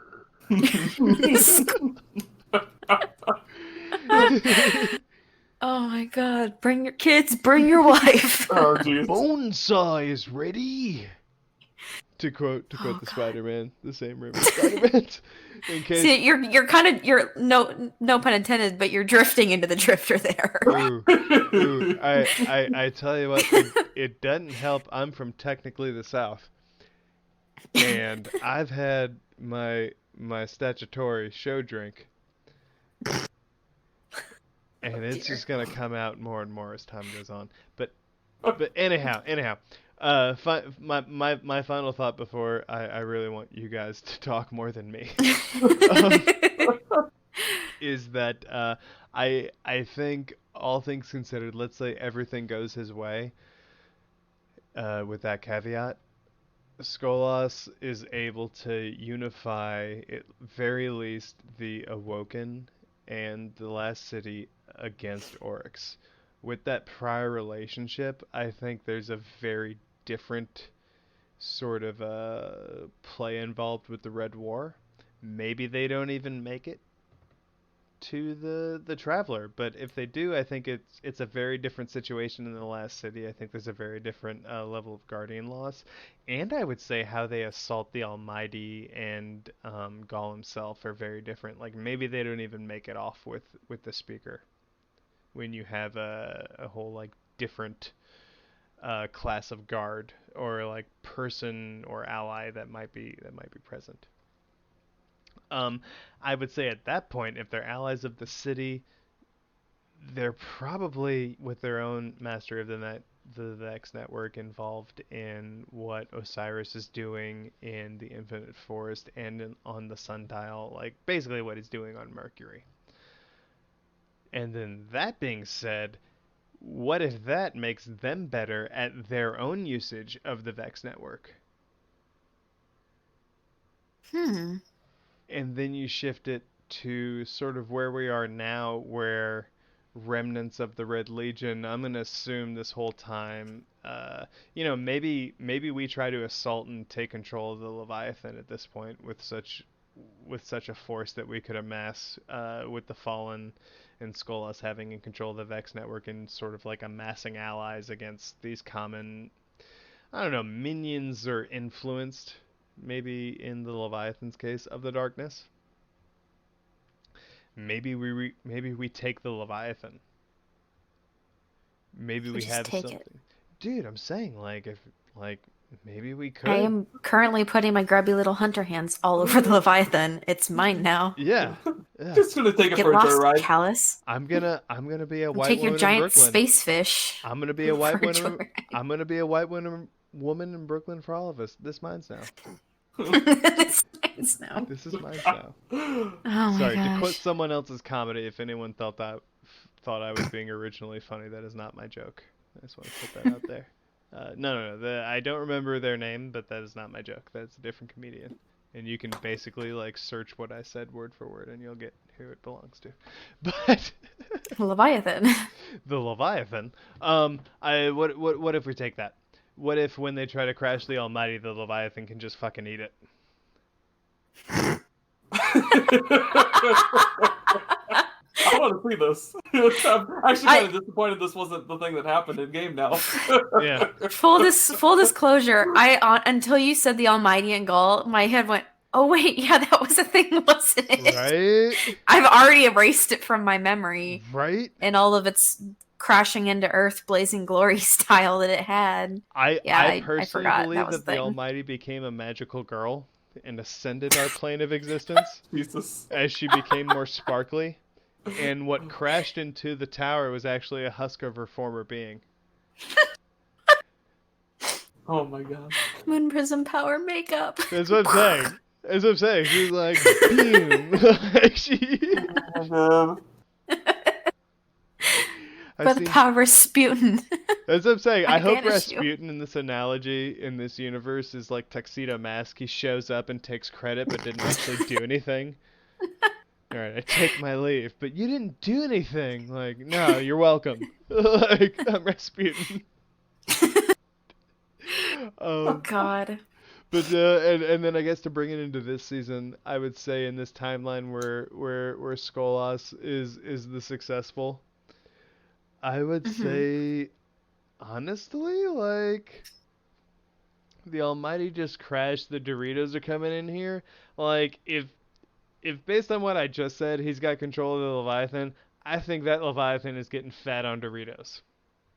It's just like a giant space vacuum. Yeah. Just like Yeah. I hope that Leviathan is named Hoover. oh, I just had the Girl fat best from image. Doritos. Yeah. Yeah. That's where I am at. Oh, I saw your gifts just now. You guys are hilarious. Do that my gift. There you go. I hand you a worm. But yeah, so guys, now that I've had my time to wax, what do you guys think? Grace, what's your timeline where Skolas wins? How does that play out? Well, my timeline is more like good guy Skolas. All right, so I'm gonna ignore the bad possibilities here. So the bad stuff he could possibly do, even though I would. That's another whole tangent. That's my tangent. you good cop, bad cop, but no cops. So he, let's see, where do we start? So he doesn't kill the Guardians, but he's got these fallen Vex gates. You know, it's a party, and he goes to the reef, tries to parlay with, Mara. I would like Mara to survive because I think she's pretty cool. And I think it'd be really interesting to see them working side by side come, Orcs and all of his mess. So he shares or, tries to share his splicers perhaps with Mara. They, it's just a boost of technology for both sides.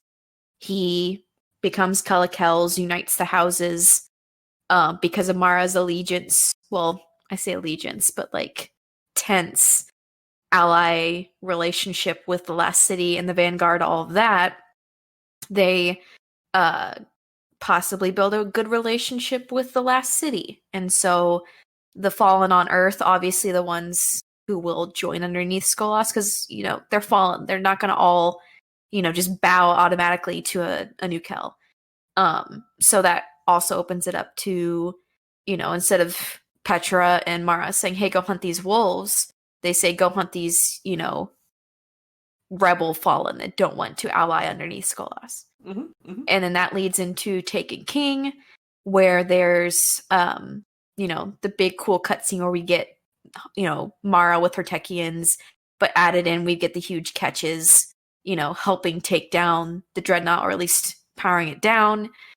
Then, they work with the Guardians and all that to get them out of the Dreadnought. Oryx dies, we kill them, big whoop. Bye.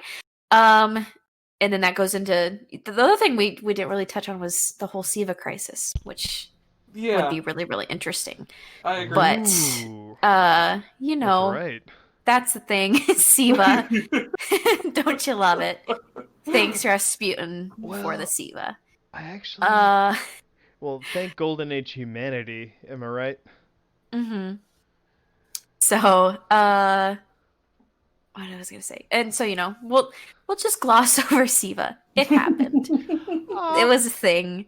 It made a few of us sneeze. Some of us died, aka the Iron Lords. It's okay.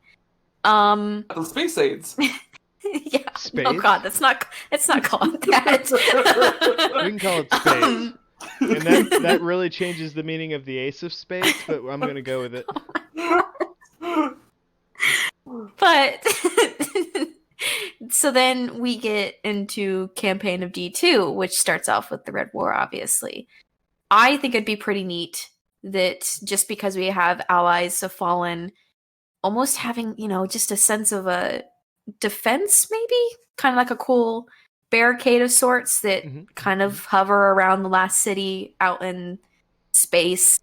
So at least there's a bit of a warning. There's not really much of an opportunity for the Red Legion to sneak through like they did undetected and just unleash their assault. Mm-hmm. So perhaps we're warned this time, or there's at least a visible, conflict going on. So we're able to tell, not just the fact that our networks went down, but that, there's explosions happening up in the sky. So I think that would be a really cool thing to possibly just curb the effects of what Gaul did to us. Less casualties, that's kind of like, that was a big factor, later after the Red War campaign, was that, all these Guardians died. So, and that was like a big thing for the Vanguard, was how weakened we were. But, they help us out. We're still tense allies, as we always have been. Right. Going into Curse of Osiris, Skolas has this whole thing with the Vex network that he controls, possibly working and sharing information with Osiris. Who knows? That would be pretty interesting.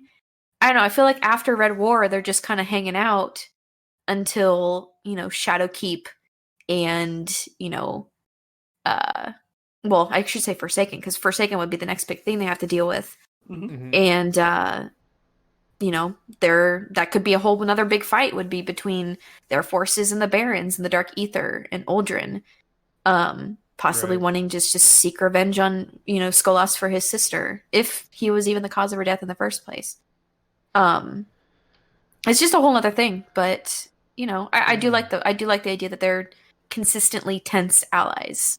Kind of like Rasputin was until he decided to blow up the Almighty. Like, we don't really know how we can control them, but they're allies. All of that sort of thing. But Sure. I don't really know where I'm going with my tangent anymore. I just like Fallen, and Skolas being a cool ally would be a lot of fun. But yeah. I'm really here for what you were putting down. I really appreciate you bringing up the whole like Siva angle. I guess in my mind, maybe that didn't even happen, because at that point, like, why would the Fallen seek out the exactly Siva? you have this powerful Fallen house that you can join. So I feel like the rest of True. devils would come with him. Like maybe there's like a few that try to go after it, but either they get put down or like what they're able to unleash is like a lot more like manageable. Right. Like you're not dealing with their archon, you're not dealing with their various like levels of fallen of hierarchy at that Mm-hmm. point. So I guess like in my mind that was kind of like maybe it doesn't even happen at that point, Possibly. which would be Kind of like actually the very kind of like the interesting. tangent that I had mentioned that when I said that instead of going after, House of Wolves members, Petra Mhm. says go after these, Dissenting fallen. I don't know, what are they called? Defects, like the defected from the house kind of thing. Like go take down these, fallen that want to get their hands Exiles. on, yeah, the exiles. So that sort of thing. That'd be But with the interesting. Siva. So, But with the Siva, but with Siva. they're gonna, you're gonna want that Siva in there for the story plot. The only downside would be that we don't get that Sepix Redux OST. There's no hardcore metal in the OST anymore, which I would be very sad to be without.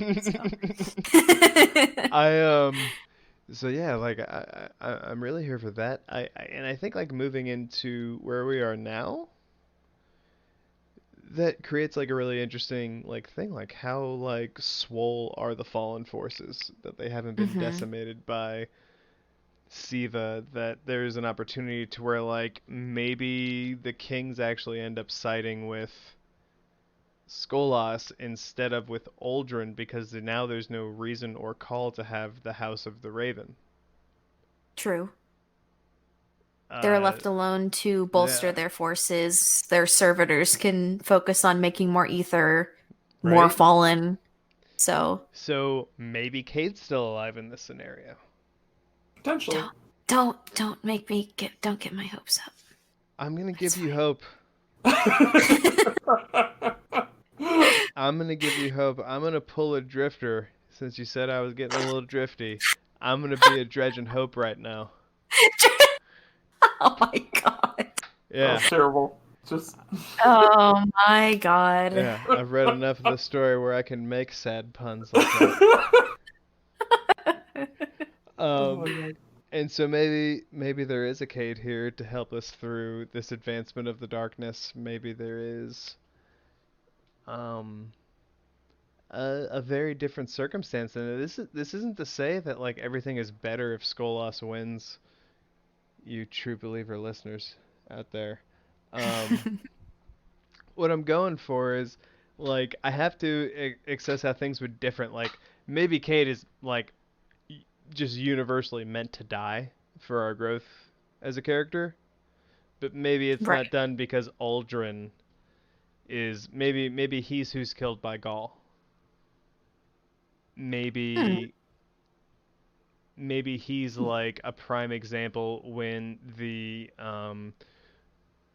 Hashladoon hive awake that first Dorito ship. Maybe he's a casualty of that, and then he comes back to haunt us because like fuck you.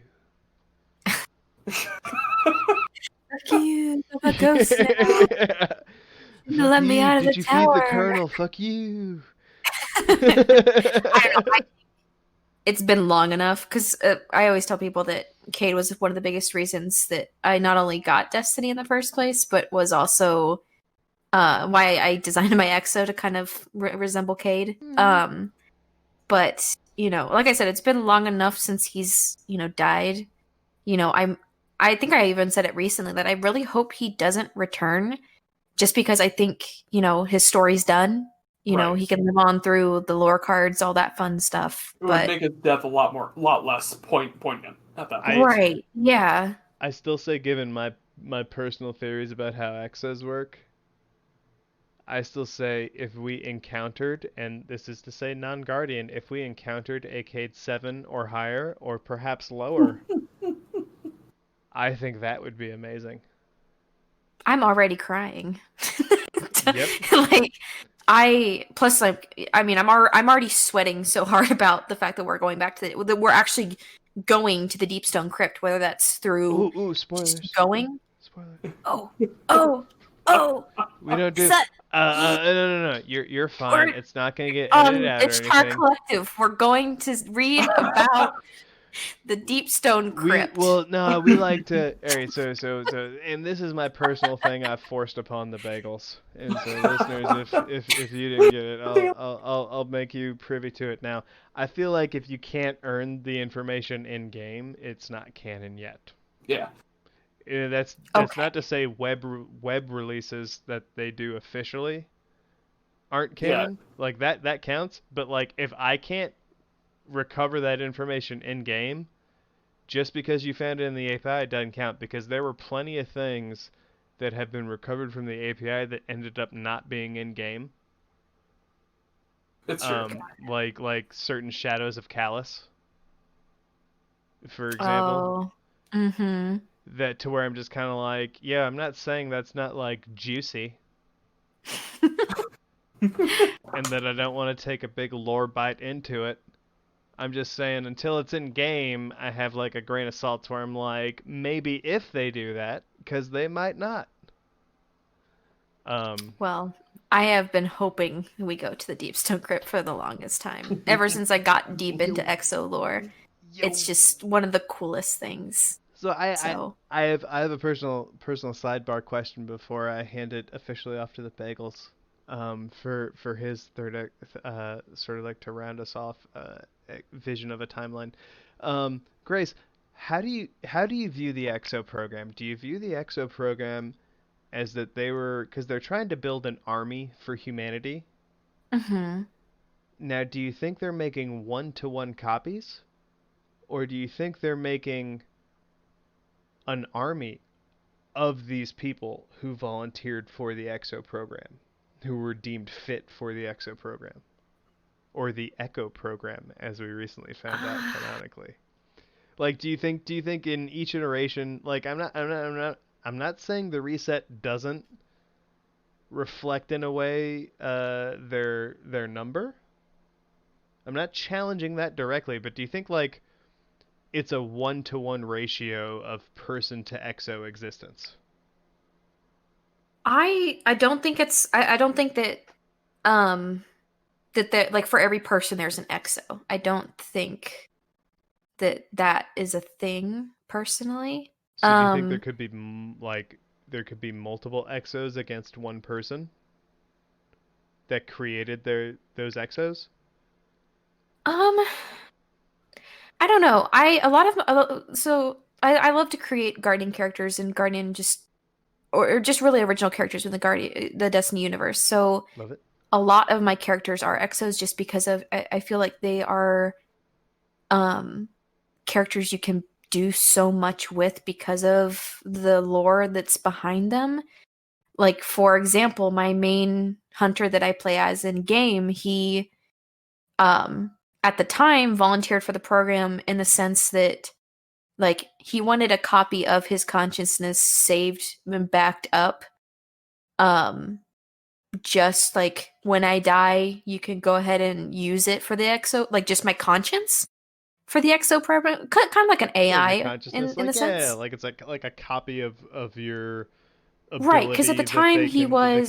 was using it as a bargaining chip to get his family to safety. Was like that was his thing. Sure. So kind of reminiscent of Cade's whole reasoning for becoming an EXO too. Escape. He wasn't escaping a past life like Cade was, but he wanted to make sure that in case like he died or something bad happened to him, that some part of him I guess would live on. Especially because he was at the time a Vanguard scout who wasn't a Guardian. He wasn't a light bearer by any means, so he knew it was just a matter of time.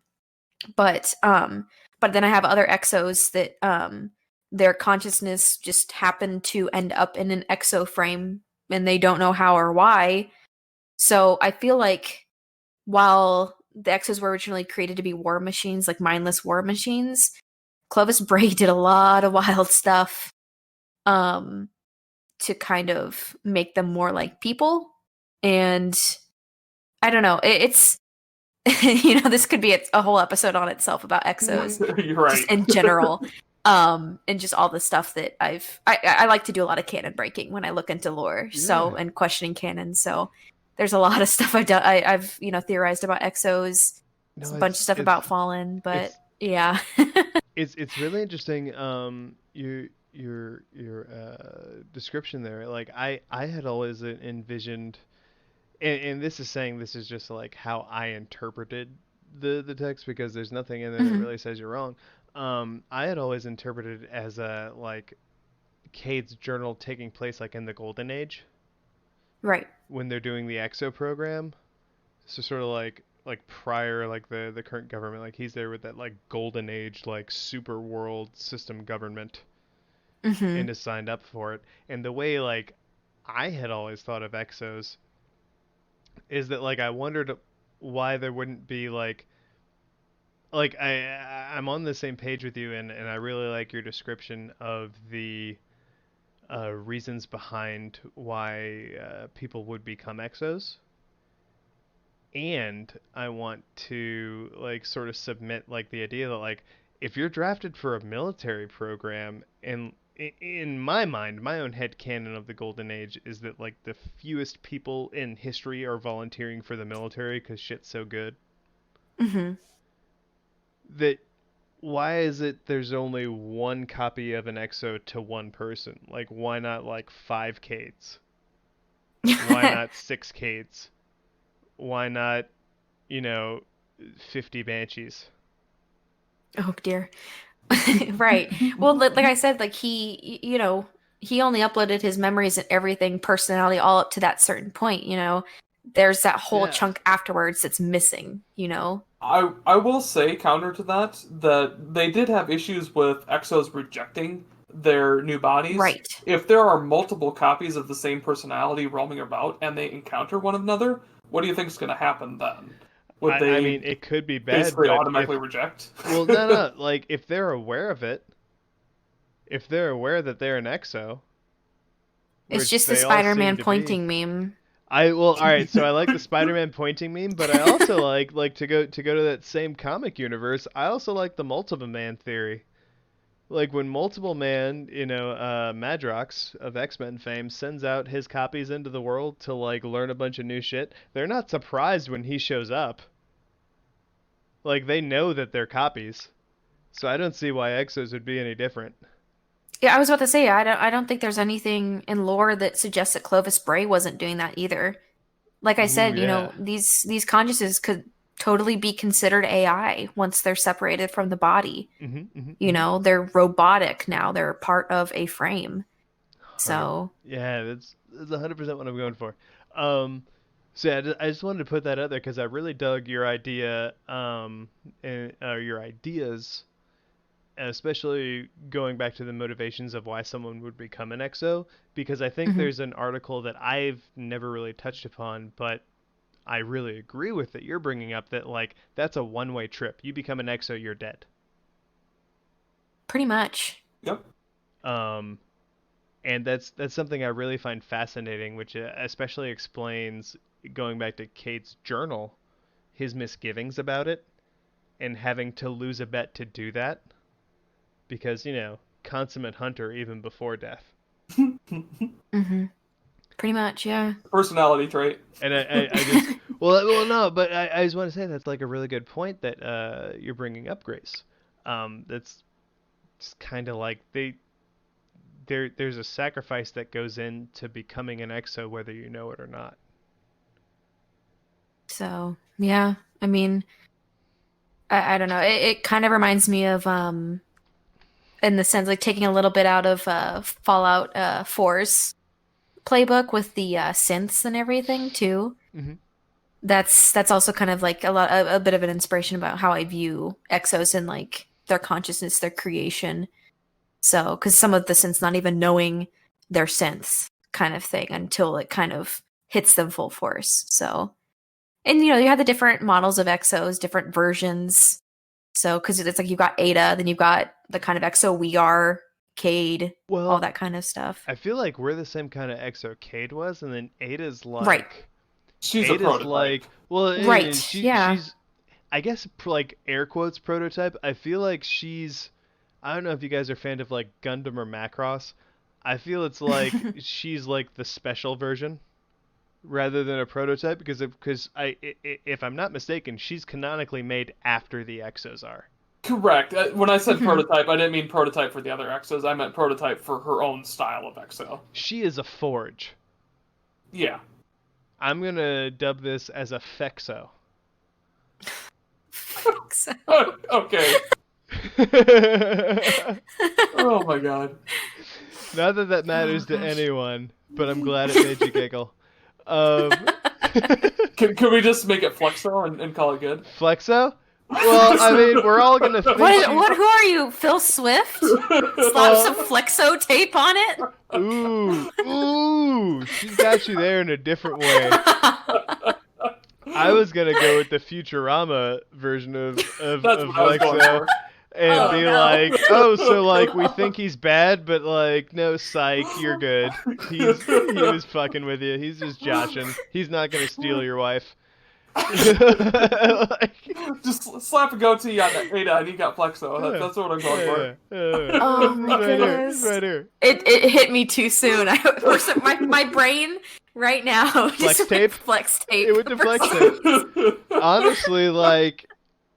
I bet if they could roboticize that, they would have in the Futurama verse. That's just me. And TM to all these respective brands if we're ever monetized. Totally not our stuff, and I hope they appreciate this free advertising. Anyway. Not sponsored by Flex Tape. Yeah, Swift like does not owe me royalties. Though enthused by Flex Tape. Just in case. Like, I'm gonna put that out there. This was only positive mentions for the purposes of our satire.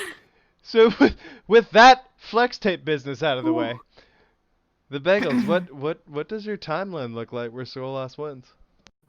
So personally, I find Skolas a lot more ruthless than you two do. I think. I find it hard to imagine. Because you don't have his plushie like the two of us do. That must be the difference. To be fair, I'm a very big fan of him being extremely ruthless. I just decided to drop a good guy. Your best pal, Skolas. Anyway, sorry. Go ahead. Skolas, let's continue with TheBagelz. So, I imagine Skolas, he'd immediately want to establish himself as Kell of Kells by any means necessary. And to do that, I have to imagine he would immediately go to the reef and say, and basically try to knock off Mara as quickly as possible. Whether that's via political means or via just traditionally killing her and probably starting an all-out war with the Awoken. I could see either happening. Skolas does seem to have some political acumen in order to make deals, but I don't see Mara being anywhere in the picture post Skolas basically assaulting and taking over the reef. So what I see happening from there is we've got Skolas in control of the reef, and then we've got Guardians in the Lost City looking at the reef and be like, are we next? Certainly the thought of Twilight Gap would still be pretty recent in everybody's mind, and everybody would be like, yeah, we should send strike teams out to try and assassinate Skolas. So we're going to have Guardians trying to take out Skolas, and basically at least a proxy war going on between the reef and the Last City at this point, until Oryx arrives in the system. At that point, I could see some sort of very, very tentative alliance between Skolas and the Last City. I don't see it lasting very long at all, but Oryx certainly is likely the biggest threat that could be imagined at the time to arrive, and I could see the Guardians and Skolas doing their best to ally for that. I got one question for you for this part of your timeline, and you can feel free to like table this for later if you must, because I know I talk a lot. Go for it. Why doesn't Skolas just bail if he's not going to try to fight Oryx with everyone knowing what he knows? Why not just dip out? I think Skolas, as Kel of Kells, at this point, he would take that running as a sign of weakness for the subservient houses at that point. But they don't know about Oryx, only he does. It's true, but what we know about Skolas is his single-mindedness in attempting to be Kel of Kells is so great that was pretty much his only goal. When he came back from the Nine, he was entirely convinced that his sole mistake in basically starting wars against other Fallen in the Reef Wars, or in that time period, basically he was thinking too smallly. That instead of trying to be Kel of House Wolves, he should have been trying to be Kel of Kells. So, do you think, if I'm hearing you right, do you think that maybe his sort of acknowledgement, at least, if not like adherence to the greater Fallen sort of mantra of recovering the Great Machine would also play into that? I would also tend to believe that. We're not quite so clear on Skolas's aspirations as far as the Great Machine go. It's, at least as far as I've read into the lore, but it does seem like he would probably try and recover it via once he's established his dominion in our solar system. I have a tough time imagining that one of his priorities wouldn't be the Traveler. He would want that for his own, and that could certainly be part of the source of the strife between the Guardians and Skolas. All right, sorry to interrupt you. Thank you for No. answering my query. No, you're good. Bring him on. I'm gonna do it then. You asked for this. Based on what you were saying. Yeah. So from there, I'm gonna assume that the Guardians and Skolas lie, and basically take out Oryx. It probably doesn't play out exactly the same. I would have a tough time imagining the Awoken allying with the Fallen at this point. I could maybe see part of them doing so, but I definitely think at least Uldren's going to spin off into his own faction because his devotion to Mara herself is so great, as established in the Forsaken campaign. It basically would blind him to any other possibility, in my opinion. And so I think he'd be off doing his own thing, probably preparing for creating basically what ended up in creating the Scorn. And from there, that's the whole another bit for a little bit later. But so we've got the Taken King down. We get to Rise of Iron again. I think Siva probably doesn't come into play nearly as much.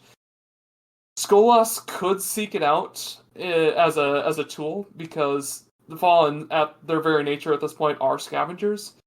They could see any technology like that, especially if they start up the war against the Guardians again, as a tool to fight the Guardians. And so we could see like the whole of the House of Wolves, or the I guess all the Fallen at this point, because they're united under the Kel of Kells, that they could all become splicers, essentially, or at least a significant subsection of them. You think they'll still go for Siva? I think it's a distinct possibility that they could, especially if they're fighting Guardians at this point still. But alright, so this is post... So Siva's always post Oryx. Yep. Mm-hmm. And you think that, like, whatever relationship they forged... I don't think Oryx conflict is, like, a tenuous one, if I'm hearing Oh, yeah. right? I don't think the Guardians and Skolas forge a long-lasting alliance at all. From all we know about their previous... from what we know about Skolas, he's kind of like all or nothing, in my opinion. I don't think that anything between the Guardians and him would last very long. I think they would want either control over the Traveler all to themselves, or they would see the Guardians as a long-term threat.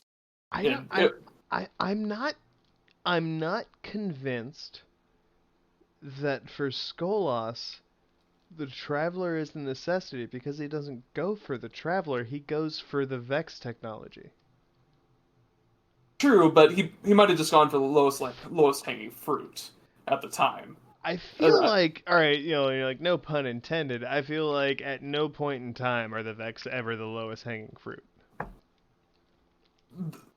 Sorry, you cut off. Did you say the Vex are the I, lowest? I was gonna say like no pun intended, but I feel like at no point in time are the Vex the lowest hanging fruit.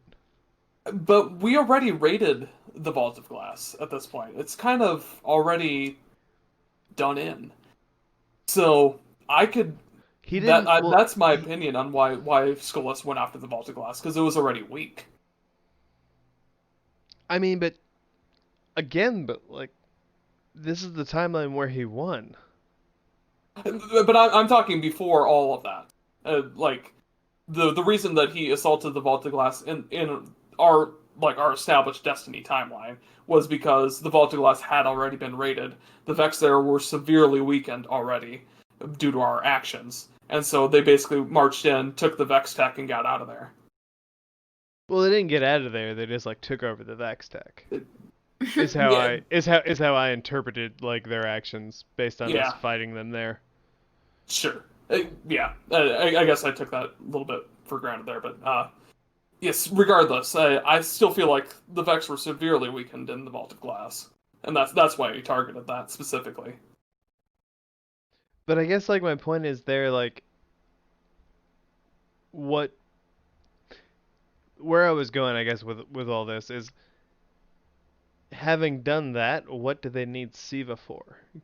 Because like for all intents and purposes, I would see like Siva like hinders their Vex technology.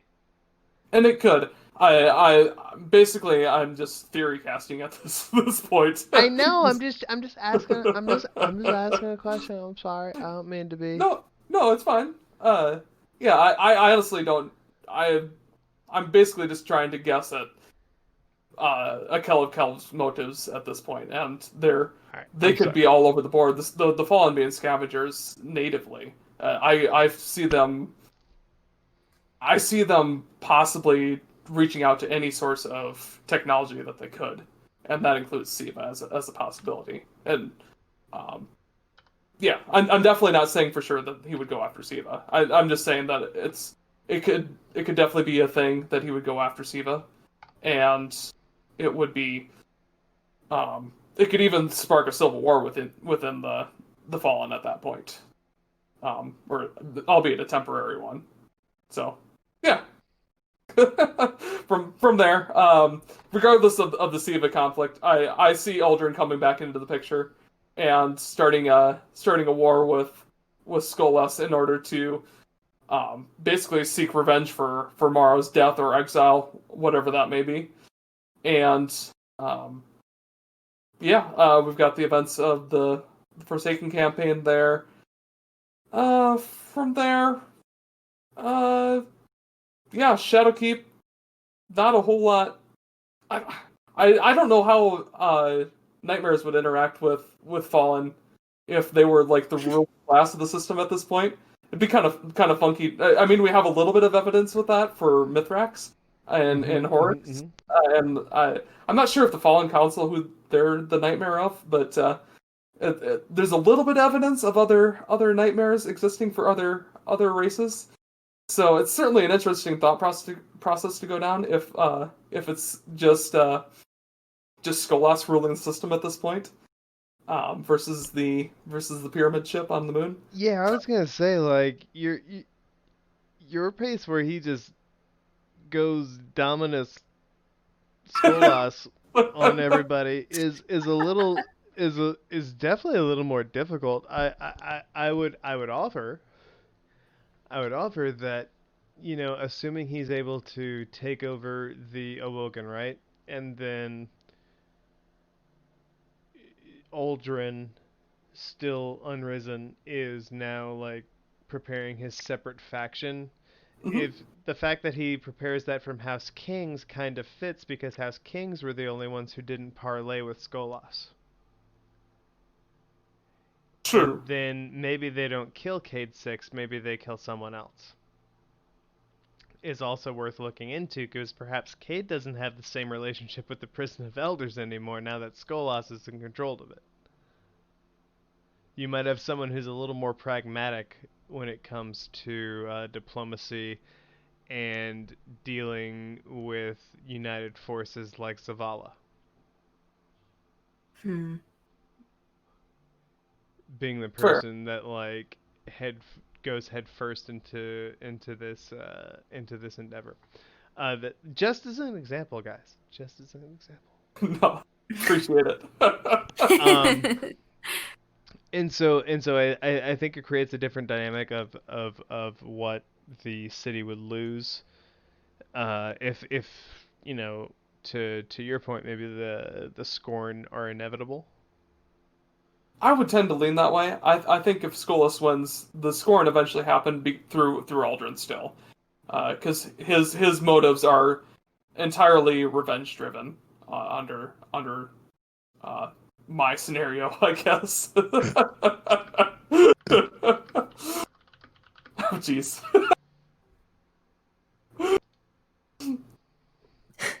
It's fine. I won't make my joke audible. It was that bad. It would make Adam Pinatorius very proud. Though. I like that. All right, so everyone is listening, because we don't stream any of this and you have no visual concept. We're having fun in the chat as we speak. And now our friend Wicked, who's also a member of our Discord where we're chatting, is about to join in, and I can't wait to hear what he has to say. I'm extremely curious on what he's going to post. Ooh. Ooh, should we do it to him and like share that? That's your guys' call, not mine. I'm just here no, for as our special guest, spicy. you have special power to I have to special decide. power. Yeah. I don't actually get the reference. I just think it's funny. I don't think it's a reference. I just think he's saying his truth. Go for it. Share it. Okay. All right. So, Wicked's truth is hashtag the truth is my dinky's nickname. I love you, Wicked. Referring to Dinklebot, I presume. That took me a second to gather. I don't think that's what he meant. Oh, okay. Carry on. Carry on. Yeah, no. We have carried on, Wicked. And let me just at Wicked Jester right now. If you guys are just listening to this, why don't you wish him a happy birthday on behalf of the Spinfoil Theory Podcast? It was his birthday once, and it might be again. Just do it. If you saw someone else, vaguely threatening. He may have another birthday. We just don't know. No, he did have a birthday. He was on our show for it. I did see that. Yeah. Yeah, I was gonna say, yeah, it was a poorly recorded episode. So I'm just trying to reinforce the joke we tried to make that night. As many opportunities as I can. Like, so if you're out there, fans who are still like, why the fuck are these people not talking about lore and listening to us? It's because we're wishing Wicked a happy birthday. That's the important podcast. Thing. Yeah, that's where I'm at with that. But yeah, sorry to get continuously sidetracked, you guys. You're good. I'm easily distracted. But Bagelz, kind of your point where it's like the evil Skolas timeline. I kind of wonder, like, how does he is in your version he's surviving like via total domination? Yeah, more or less. That would seemingly be his goal. Yep. So what is when Oryx enters the system? In a total like Skolas like pre-domination, let's call it. How does that fight turn out to where he makes it like past that? And that I did kind of briefly touch on that, where I could see the Guardians teaming up for a brief moment to fight Oryx. Oryx is simply so he did parlay like 4 Oryx. Sorry, yeah. I'm interrupting. No, you're good. Yeah, it's I could see that portion of it happening where they team up. I just have a tough time imagining it otherwise, and I personally think that war is essentially inevitable between the Guardians and Skolas in this type of scenario. They basically are an unstoppable force if they have unlimited Fallen. we would do everything to keep them in check. We had enough issues with Fallen before they had a seemingly infinite set of soldiers. Do you think in this timeline where it's like a hesitant relationship, there's any worry that like we need to kind of ensure that they win, because if they don't win, then they couldn't have won previously? Like if everything's predicated on this future timeline or this future place where they can pull people back from to help. If they're defeated, then anything you did up until this point, I mean, depending on how you look at it, might not have happened. Again, this is assuming that we're not pulling from alternate timelines. This is true. This is true. This is true. But this is why I'm here. This is why I bring it up, to be provocative. But yeah, if they're fighting for a future, I mean, essentially, if we've already established that it's essentially predetermined that the Fallen won in this timeline, that Skolas won. He is the victor, and therefore he can't really lose in this scenario, I guess. So Skolas is best boy? Yeah. You turned on God mode.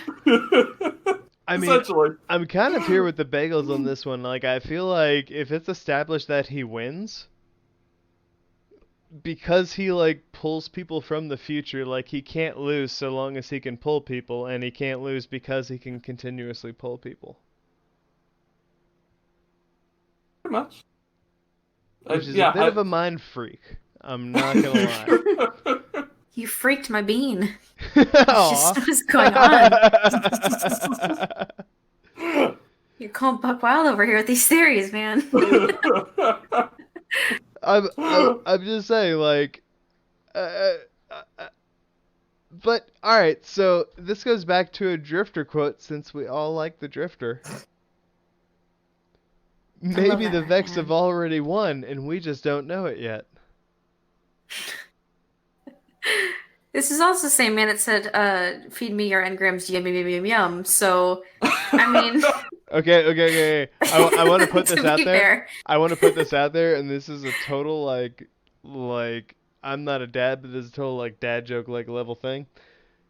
Do you think the Drifter enjoyed eating that dreg because it was fallen off the bone? Oh, dear God.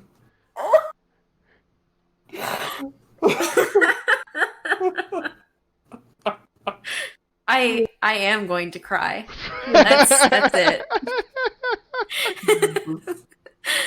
Dear God. Oh. Yeah. Those are probably kind of nice things. Oh, who doesn't like a bit of Vex milk in their coffee in the morning? Ooh. What about that strawberry Vex milk? What? Where? Where is it coming?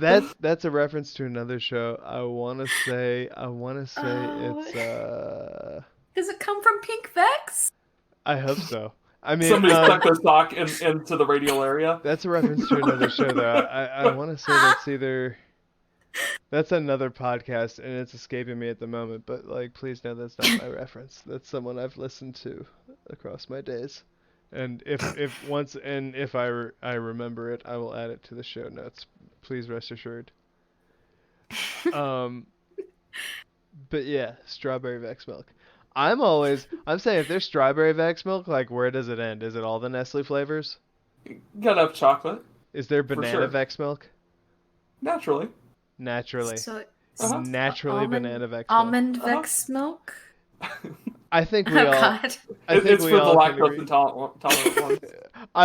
You know what? I just think there's no room for intolerance in the Destiny universe. It's for when your guardian wants to get really high, but they are lactose intolerant. No, like you don't like these vegetables. You get out of here. On your high horse. No, psych. Substitute it with Vex milk. That's right. That's right. Vex milk is the substitute with pH balance for your body.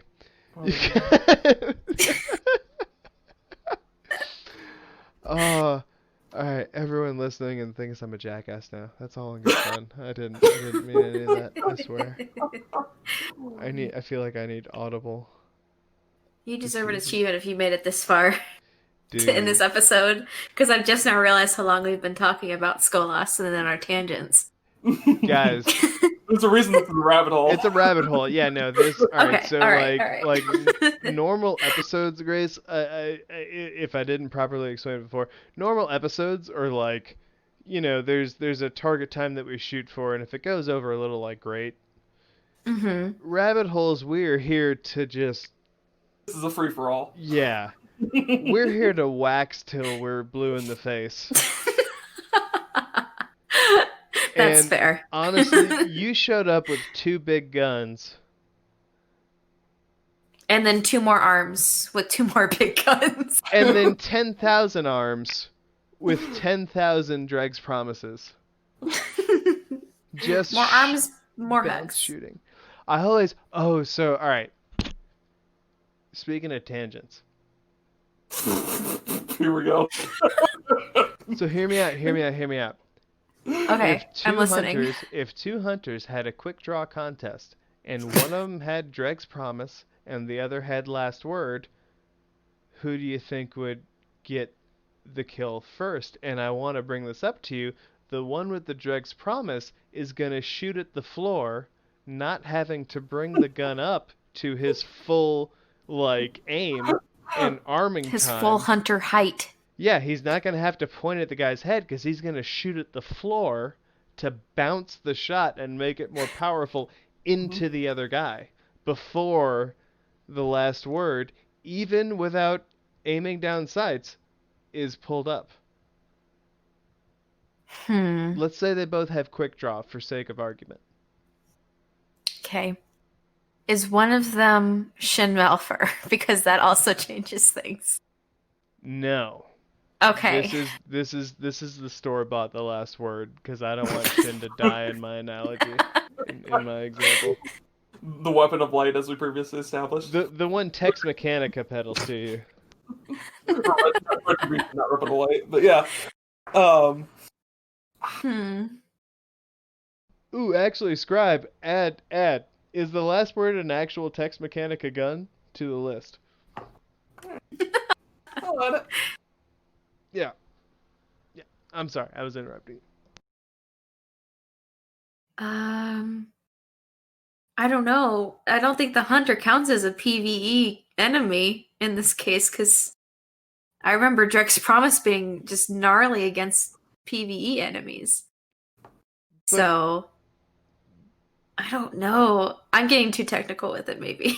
All right. So from where I was coming from in the ask was that the additional damage applies to everyone. It might not be as substantial, but he's also shooting sooner. I just want to say, I think it would end up in the draw. Ooh. Did you just cheers yourself, TheBagelz? Did you?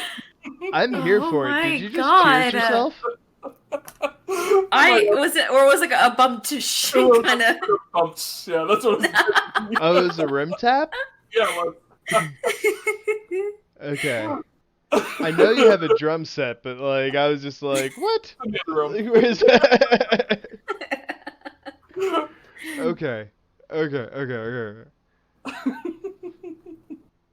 So guys, just because we've been talking for an amazing amount of great content that I'm going to say right now on record, I don't think I'm having to edit very much, if at all, of. I'm going to shift us into final feelings, final thoughts. Grace, if you had to give this a final roundup, a final succinct thought, what would you give Um, let's see. ZZG. Skolas. Skolas. Strategery.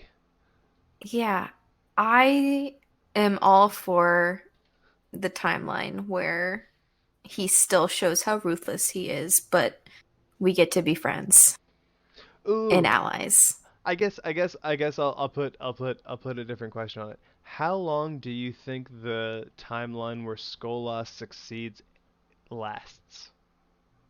That's a better question, I think. I I want to say because of I'll put it this way, because of how many losses we had with like the Red War, I almost want to say that that's where it ends, is at the Red War. I don't think he'd really persist after that. Maybe he died, or maybe he, something else happened. But I think that, you know, those factors and everything after the Taken King, could have had some of his own taken, that sort of thing. Mm-hmm. But Mm-hmm. I say Red War. I can dig it. I can Mhm. dig it.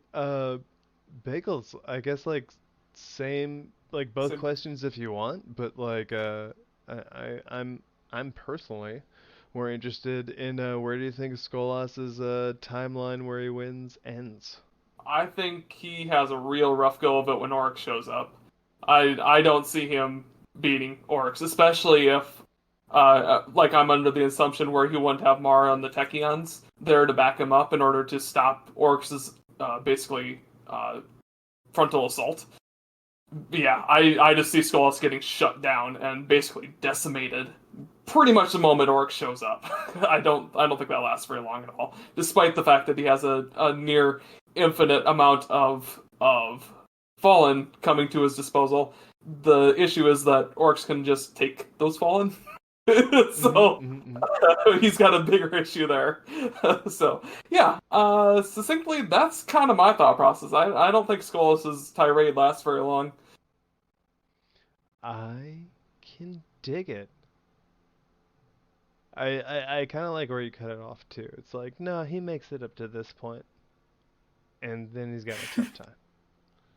And I especially appreciate because you had the different sort of characterization Hmm. than Grace and I did. Because Grace, let's be honest, he's my favorite antagonist that we've had. No, he really is. I thought he had the most prolific story. I thought he actually accomplished the most of anyone that we've had to fight, like personally as a villain. Mm-hmm. And I was kind of mad that we put him in prison and then just like shot him like fish in a barrel. Like, what's the fucking point? Like, he could have been so much more. But that's just Taylor. that's just that's just me. For me, I think his timeline ends not too dissimilarly. I think it ends right after the Red War.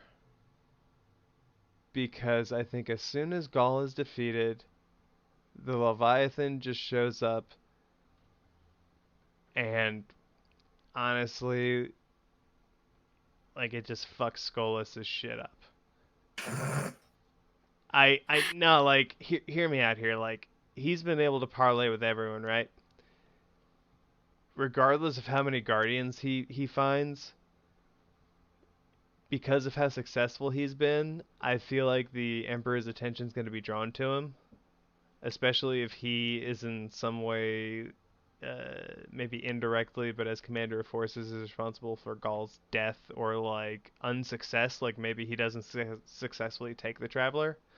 I think he's going to go after him first, and I just don't see Skolas making a Petra's run on the Leviathan.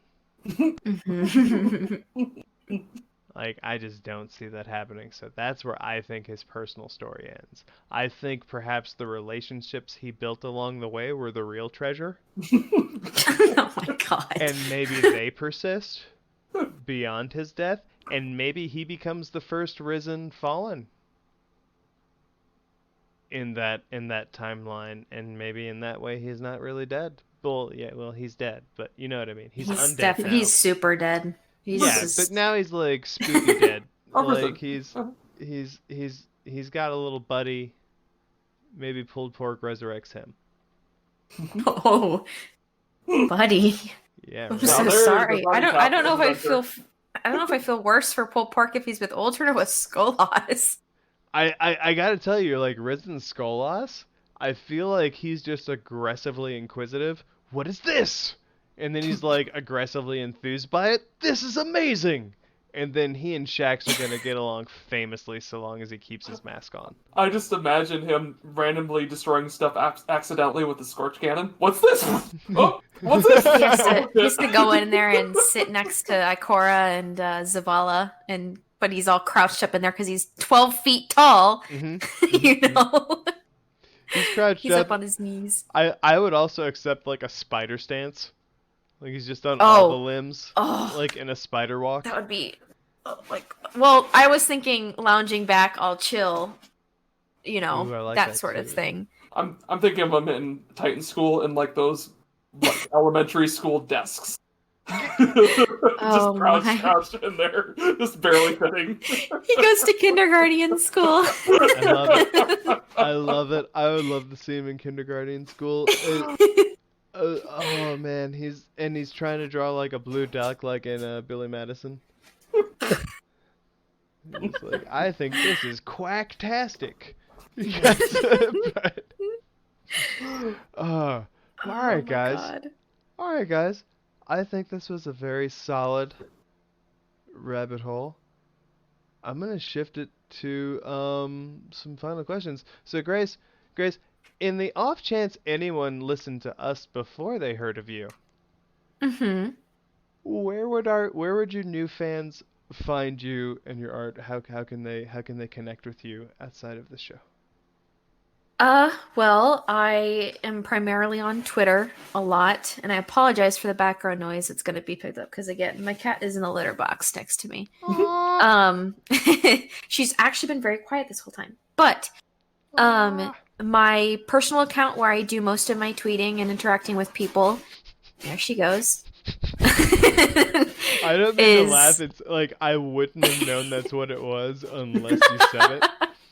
I've got to say, because I mean, earlier my dogs barked, so. All right. So anyone who would say this is bad, this show is a lover of all animals and pets. Good. I'm glad. I love my cat to death. She's my baby, so she's very much my emotional support animal. It just keeps digging in the litter box. I love it. She's doing a business, but that aside, please go on with, with how our fans can find you. Like I said, I am primarily on Twitter. I do all my personal tweeting, all that interacting with people, the bad jokes, the puns, everything. That is on Night Stalker, and it is Night Stalker with 3 eyes because all the other ones were taken. So I was just gonna say 1 to 2 wasn't enough. Yeah, the one with just 1 eye has been inactive since 2015. So unlucky for me. But linked on my personal is also my art Twitter. That is Lizard Draws, 2 eyes, 2 Ds. So, you can both are linked to each other in the bio. So if you find one, you'll find the other. On my art account I also have my link tree there as well. It's got everything from my website to my tip jar on Ko-fi to my Steam account. So everything like that. Sometimes you'll find me on PSN playing Destiny 2, same as my personal account. I'm all over. So I do have an Instagram, same as my art Twitter, but I do not update it as frequently as I would like to. So, yeah. I can dig it. All right. Groovy. And please check out her stuff. Like I say, like I definitely been once I became aware of her, was checking out her Twitter. And that shit is dope.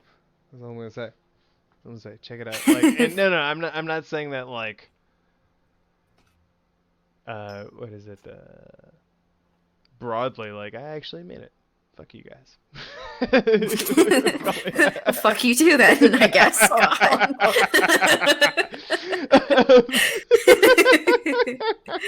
Um, the Bagels, do you have any Oh, shout outs? I was going to say, I know we haven't done a lot of tweeting or announcing much of it, but I am also working on a couple of. I'm a very much an amateur voice actor at this point, but Oh, I am a part of Termino.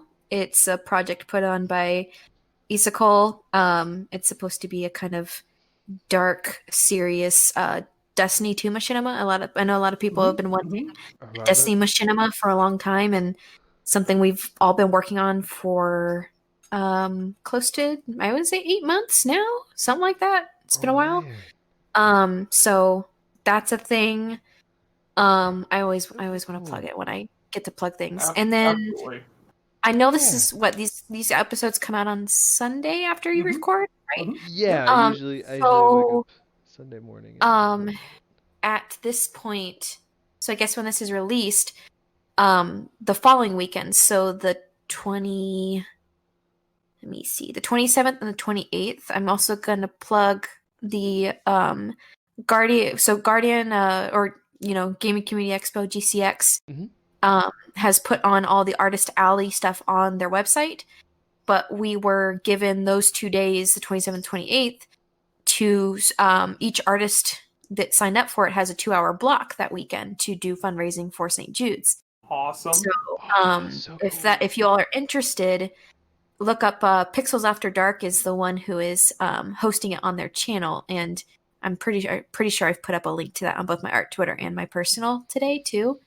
So I'll make sure to boost that again in between now and when this episode is out. But that would mean a lot to the artists because we weren't able to be there in person this year, and not only are we getting revenue and we're able to sell our stuff through GCX's very generous Artist Alley link on their website, but we're also doing our best to also raise money just like the streamers and everyone else are doing. So Oh, that's amazing. I was just going to be there as a fan this year. Um, mhm. and I'm glad I still have an avenue to experience your and other creators' art, even digitally, by the event. And I really love that if you bought tickets, you have rollover to next year. Oh yeah.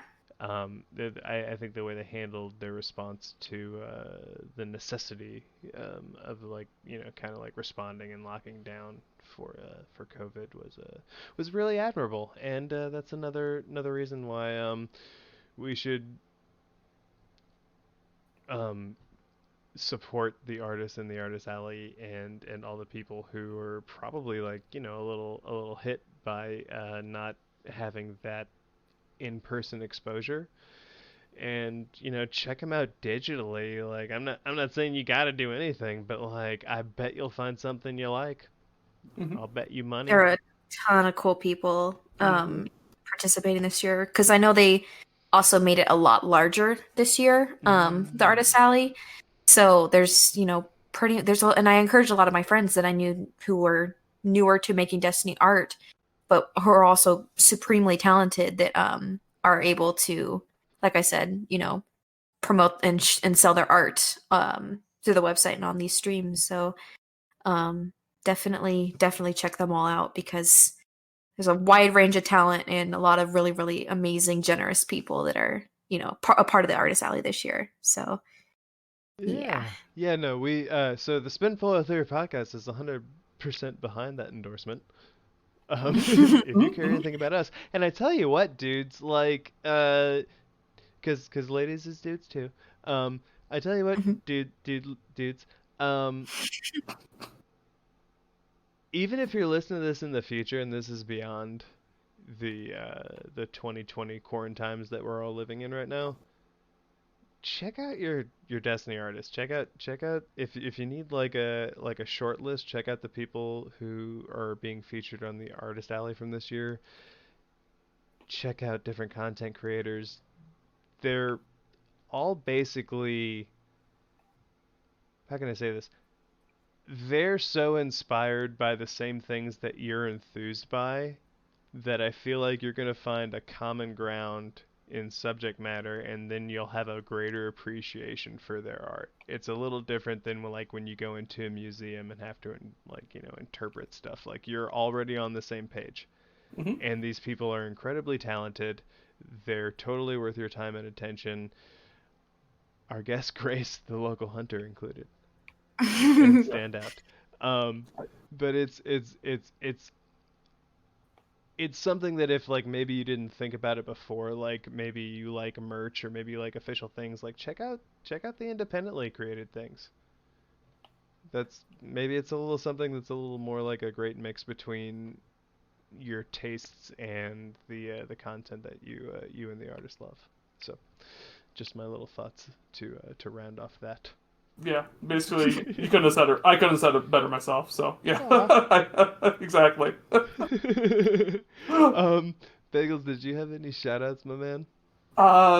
Just want to give a shout out to. I think we need to do a cage match on time travel at some point. Ooh. Grace, would you like to be our special guest on the time travel episode? Would you like to come back?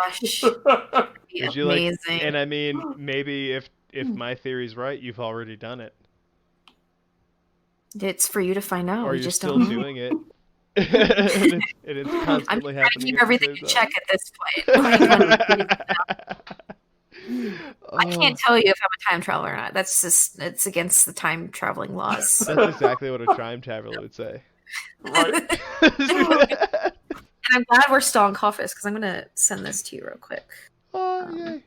Oh, yeah, no, honestly, like, all right, so, for the record, like, you're in the Discord. As of right now, the Discord is for guests, and you are welcome to be on it in perpetuity.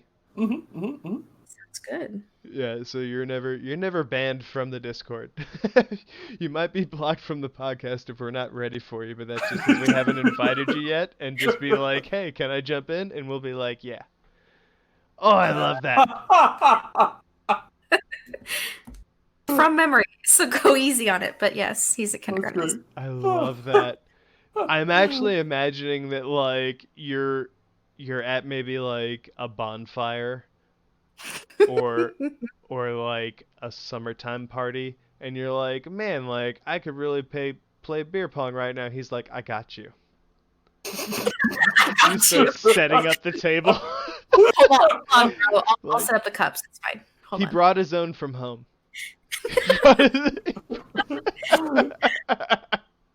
Oh jeez. Oh, the Bagels. Did you have any other shout outs, my man? I think I'm good. Alright, I'm gonna give a continuous shout out to the continuous marches and things happening here in where I live, DC. Black Lives Matter. I'm going to invite you to look at what Black Lives Matter DC has in terms of what they're about and what I support, because they're going to put it more eloquently than what I ever will say on this show, especially after I've been drinking. I want to give a big shout out to Pride Month and our LGBT plus listeners. I want to give a big shout out to trans lives, especially. Because as I'm aware, there wouldn't be Pride Month without a black trans woman.